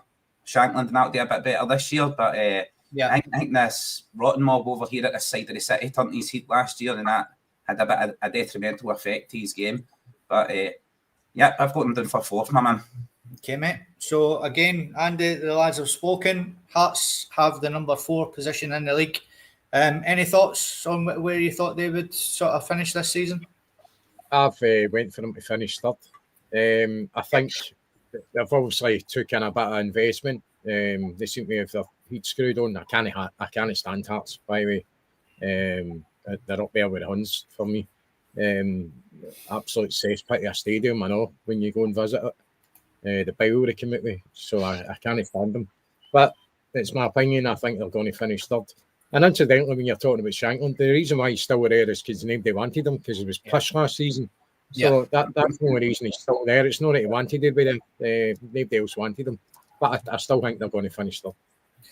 Aye, I think he was hoping for a wee phone call from Kaiser's neck of the woods, and it never came. So he had to tail between his legs back to where he came from. So, Paddy, we have Celtic in 1st, Hearts in 4th, Aberdeen in 5th, and the rest of the stragglers are underneath. So we're going across the city to their arch rivals, Hibernian, who I think will do very, very well this season. Great signings there, and they're looking Russell Martin as well, I believe now, to come in there. So they're certainly bringing in a better calibre of player these days. A few good signings, a few free signings came in as well. Good signings. Where do you think Hibs will finish this season, mate? Second and third position is available. Do you know what, Scott? There was a day or two there where I was actually thinking Hibs could possibly be the team to split the Glasgow to this year. But now I'm not so sure. I just feel that Hibs, maybe over the course of the whole season, I think that might be what will do for them. I think they have the potential to have a really good season. They do have the potential there. I don't know if they've got the guy Triantis back or not. There was talk about him coming back. He was a fantastic player for them last year. Yeah. Huge player for them in the middle of the field. He was a guy that I actually thought Celtic could have done worse than taking a look at.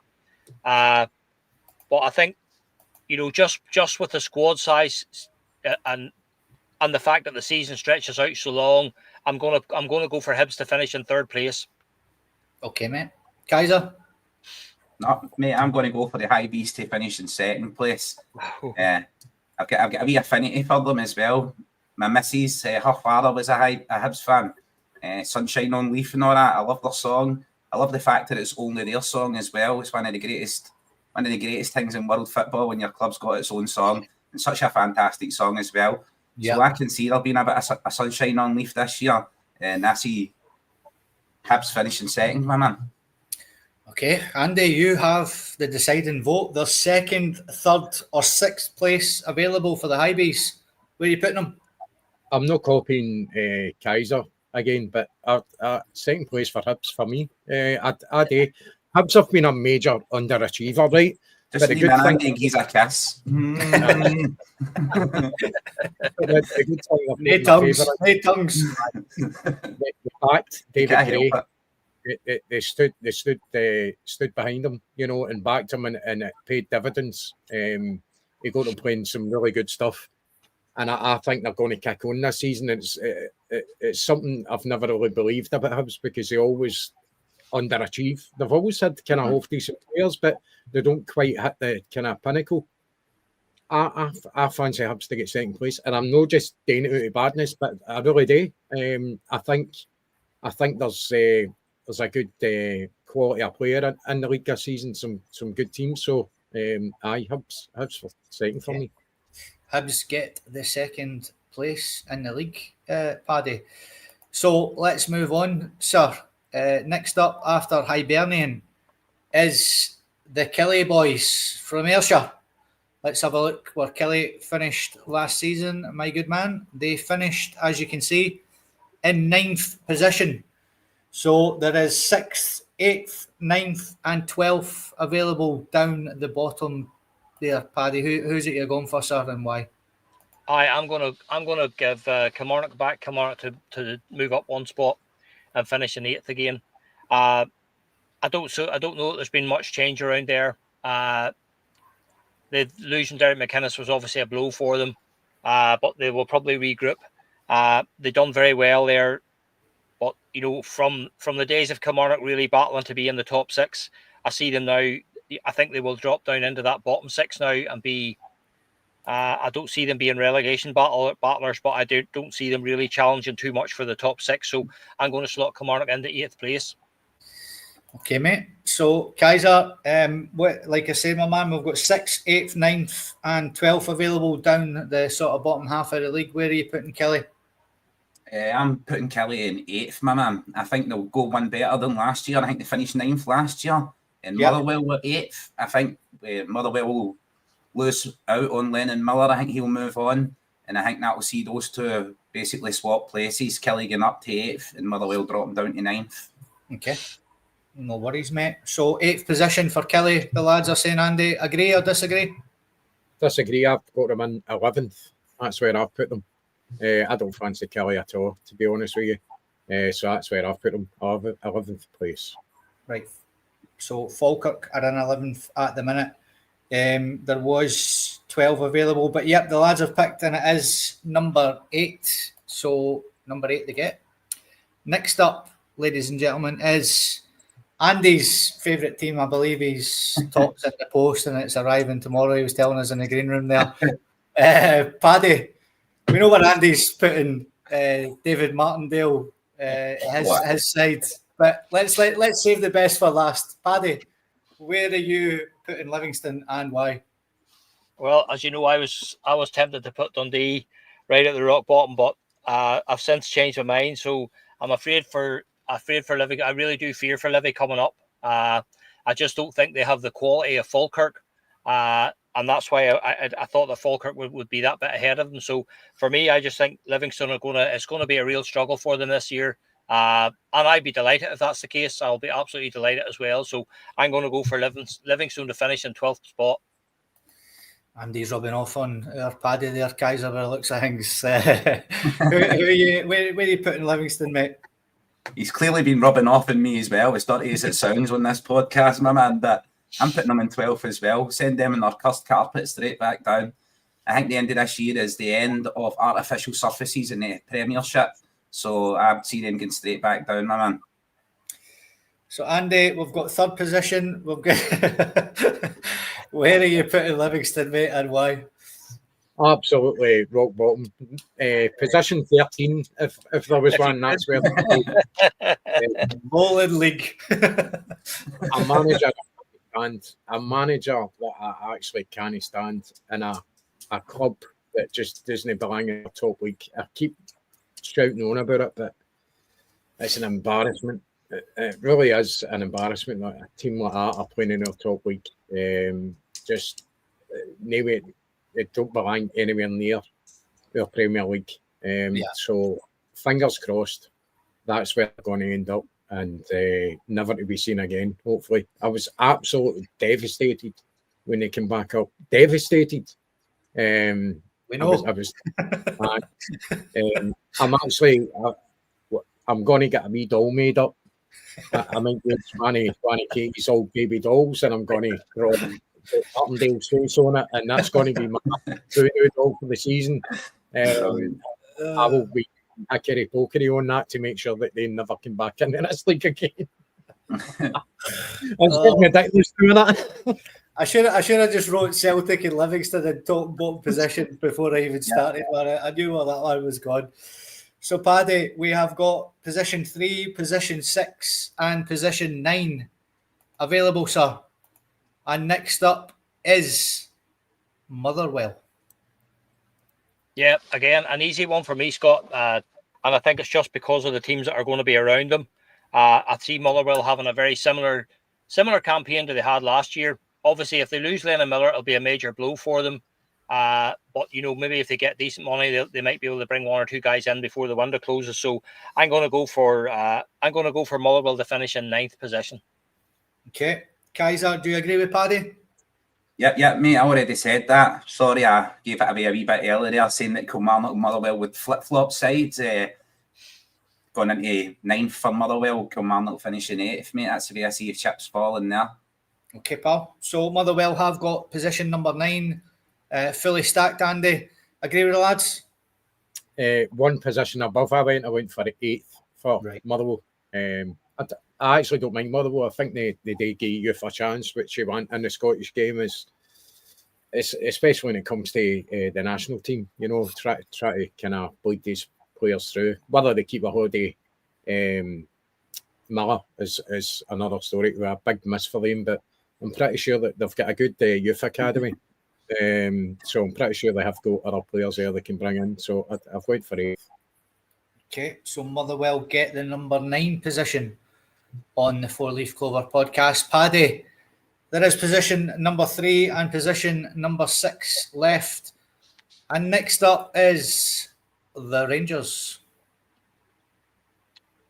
Well, I suppose I can't do anything else other than go for 3rd place now. I do feel that over the course of the season they will still be too strong with the resources that they have for the rest of the chasing pack. Obviously it'll be lovely if maybe Hibs or Hearts or even Aberdeen could come in there and separate Celtic or Rangers and push them out. But given the fact that everybody would be very confident that Hibs are going to finish in 2nd place, I'm fairly confident prediction that Rangers will finish in 3rd place. Okay, mate. So, third or sixth for you then, Kaiser? Third place, my man. Another manager down by Christmas and a new manager in the door, and I finish off third place by the end of the season. Which it does pain me to say they would still finish quite high in the league, but I think Paddy's spot on. They do still have resources. They do have some half-decent players there. I think that's, who is it, Steve Martin, Russell Martin, whoever it is, one of the Martins that's the manager. I think he's got them. He's going to try and play football with that side that just can't play football, and he's going to fall to the sword, definitely to the Highbees, and I think there'll be other teams that take points after them as well as us this season. Okay, mate. So the Rangers have got the third position sewn up then, Andy. You agree with that? I kept fourth place nice and snug for them just to slot in there. Maybe a wee bit tongue-in-cheek, but I mean, I'm looking at Hibs and Hearts and I think they're going to be strong. Yeah. And I think they might find it harder than what they're actually expecting. All it takes is a couple of kind of dodgy. They need to start well. They might kind of, as the season goes on, the kind of early stages, they might pick up a wee bit, but they're going to fall away again. I can see it. I can just see it. And I think Hibs and Hearts will be strong. So fourth place for me. Okay, so the Rangers have sneaked into third position, and there's only one team left then, Patrick, and that is St Mirren, mate. St Mirren. Yep, and the only place left is number 6, and that's exactly where I had them going anyway. Because I do see them being the best of the rest again. They've been very impressive, Scott. They have been, and they'll give us a game on Sunday. Stephen Robinson has worked wonders there. He's done really good job with very little resources there. He's brought in another one or two just this summer as well. He's used the transfer market very, very wisely. They're playing some good stuff. They've scored a lot of goals, and it'll be interesting just to see what sort of a game they give Celtic on Sunday. But again, they were delighted again to finish again, last season and get the top 6 again. So I would say Stephen Robinson would bite your hand off for that again this season already at this stage, given the fact that if you look at the strength of the teams that are going to be above them, last year there was a potential for St Mirren to even go a bit higher, with what happened to Aberdeen and Hibs falling off a wee bit. But I do think because of the strength of those teams above them this year, I think St Mirren will be well placed to finish in 6th place.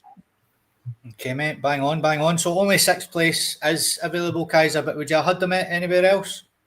That's where I had wrote them down anyway, my man. I had them in 6th place. I think they'll maintain what they've managed to do that past year there. I think they'll maintain that. They play a very good brand of football. They come out to play. It's not just 100% defensive block. Yeah. So I think they'll come out to play this year again, and it will be a very interesting game this weekend. I'm really looking forward to it. Aye, can't wait, mate. The juices are certainly flowing. So, Andy, St Mirren do end up in 6th place, but would you have had them they finished there last season as well, mate? A similar sort of season this season? Aye, before I do that, I've just got a notification that my laptop's about to cut out and my charger is in the house. So if I disappear, you know what's happened. I had them down as 6th place, mate, so ideal. Right.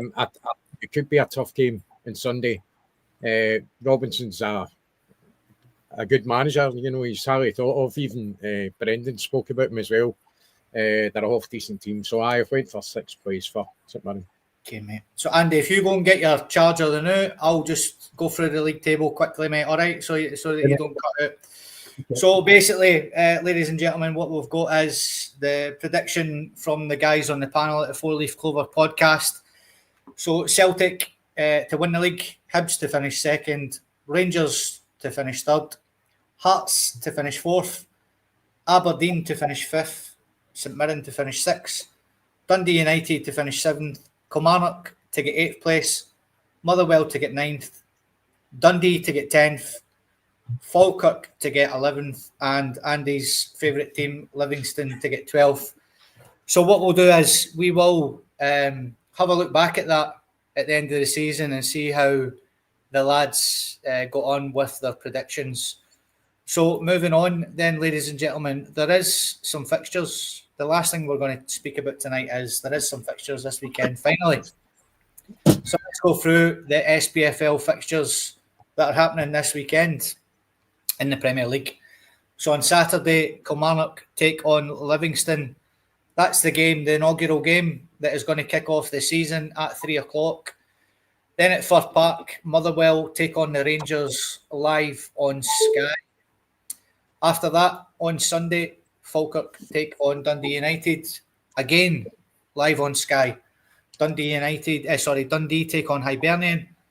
Obviously, Celtic are playing St Mirren again on Sky.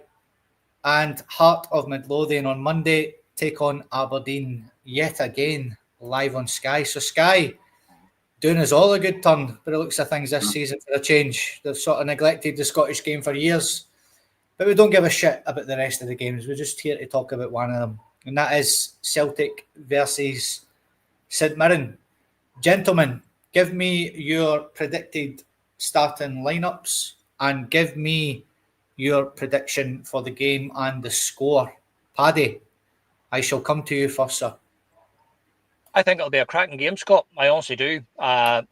St Mirren play a really good brand of football. They've a couple of big guys up front that have been doing the business for them. They like to get the ball forward. They like to get it wide. They like to get it into the box. And if we're not switched on, we could be in trouble. But listen, it's Flag Day. Paul McStay is just going to absolutely have the stadium buzzing before the game. We're just going to be, the place will be in an absolute fervent because of the seeing the maestro unfurling that flag.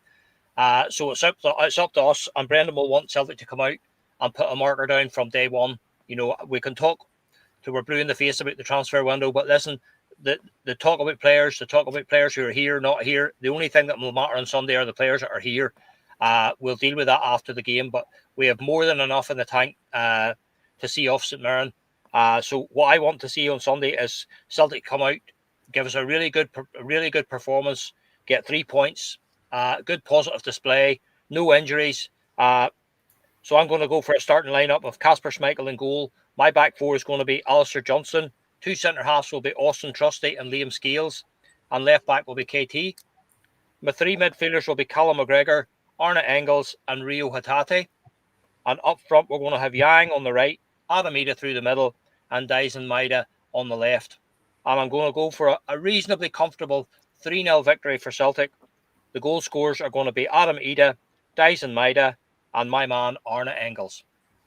You had to get Arne Engels in there, didn't you, Kaiser? You had to get him in. You had to get him in. What is your predicted starting 11, Kaiser, and how do you see the game going, mate, with the score as well, sir? It's been a very, very good game, but I see Celtic romping this one, my man. 7-0 the Kaiser's going for. It's in the pen book. We're starting off with a blaster. Big Kasper in goals, AJ, Murray, Trusty and KT. And then a midfielder, Engels, Callum McGregor, Rio Hatate. I've got Nygren on the right.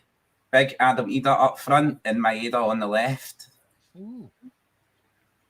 Okay, mate. And what's your prediction for the scoreline? 7-0, my man. 7-0. Sorry, sorry. That must have startled me when you said that. I remember you saying that, mate. 7-0, 7-0.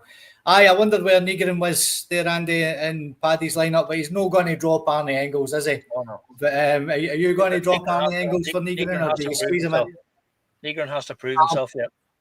Aye. I actually wrote Nygren down and then I've scored it out and put Engels because that's what I would like to see, but I think he's going to go with Engels. So I've went Kasper in goals, AJ, I've got Murray, Trusty, KT, I've got Engels, Kalmack and Hatate in midfield, I've got Yang on the right, I've got Ida through the middle and Maeda on the left. But I can see quite a few changes there as well, like say Nygren and Yamada getting her on it as well. Scoreline? 3-0 Celtic. 3-0. 3-0. Okay, so some interesting scorelines in there, especially Kaiser's one. Brilliant. That's us, ladies and gentlemen. Thank you so much for tuning in this evening. We managed to get 2 hours out of that tonight. It was brilliant. I really loved the stuff on the Green Brigade. That was fantastic content, lads. Really enjoyed listening to all of you. Thank you, Paddy. Thank you, Kaiser. Thank you, Andy. Absolutely brilliant podcast tonight, as ever. If this is your first time watching us, give us a like, share, and especially a subscribe on our YouTube page because it helps us out massively. We're just growing and growing and growing. and it's all thanks to you guys. Tell your pals, tell your mates, everything. Tell your family, your friend, everything. We really want to grow this community, and it's great. It's great to have everybody in the chat as well as ever. Thank you so much. We'll see you on the post-match show on Sunday after the Celtic romping victory. Hopefully Kaiser's scoreline is bang on, but I might have to write down too many notes for that, but we'll see what happens anyway. Thank you so much, everybody. We'll see you after the game on Sunday, and hail, hail. Hail, hail, guys. Hello, legends. Stay blessed. Cheers. With the four-leaf clover on my breast, and the green and white upon my chest, it's such a joy for us to see, for they play football the Celtic way, for they play football the Celtic way, for they play football the Celtic way, 'cause they play football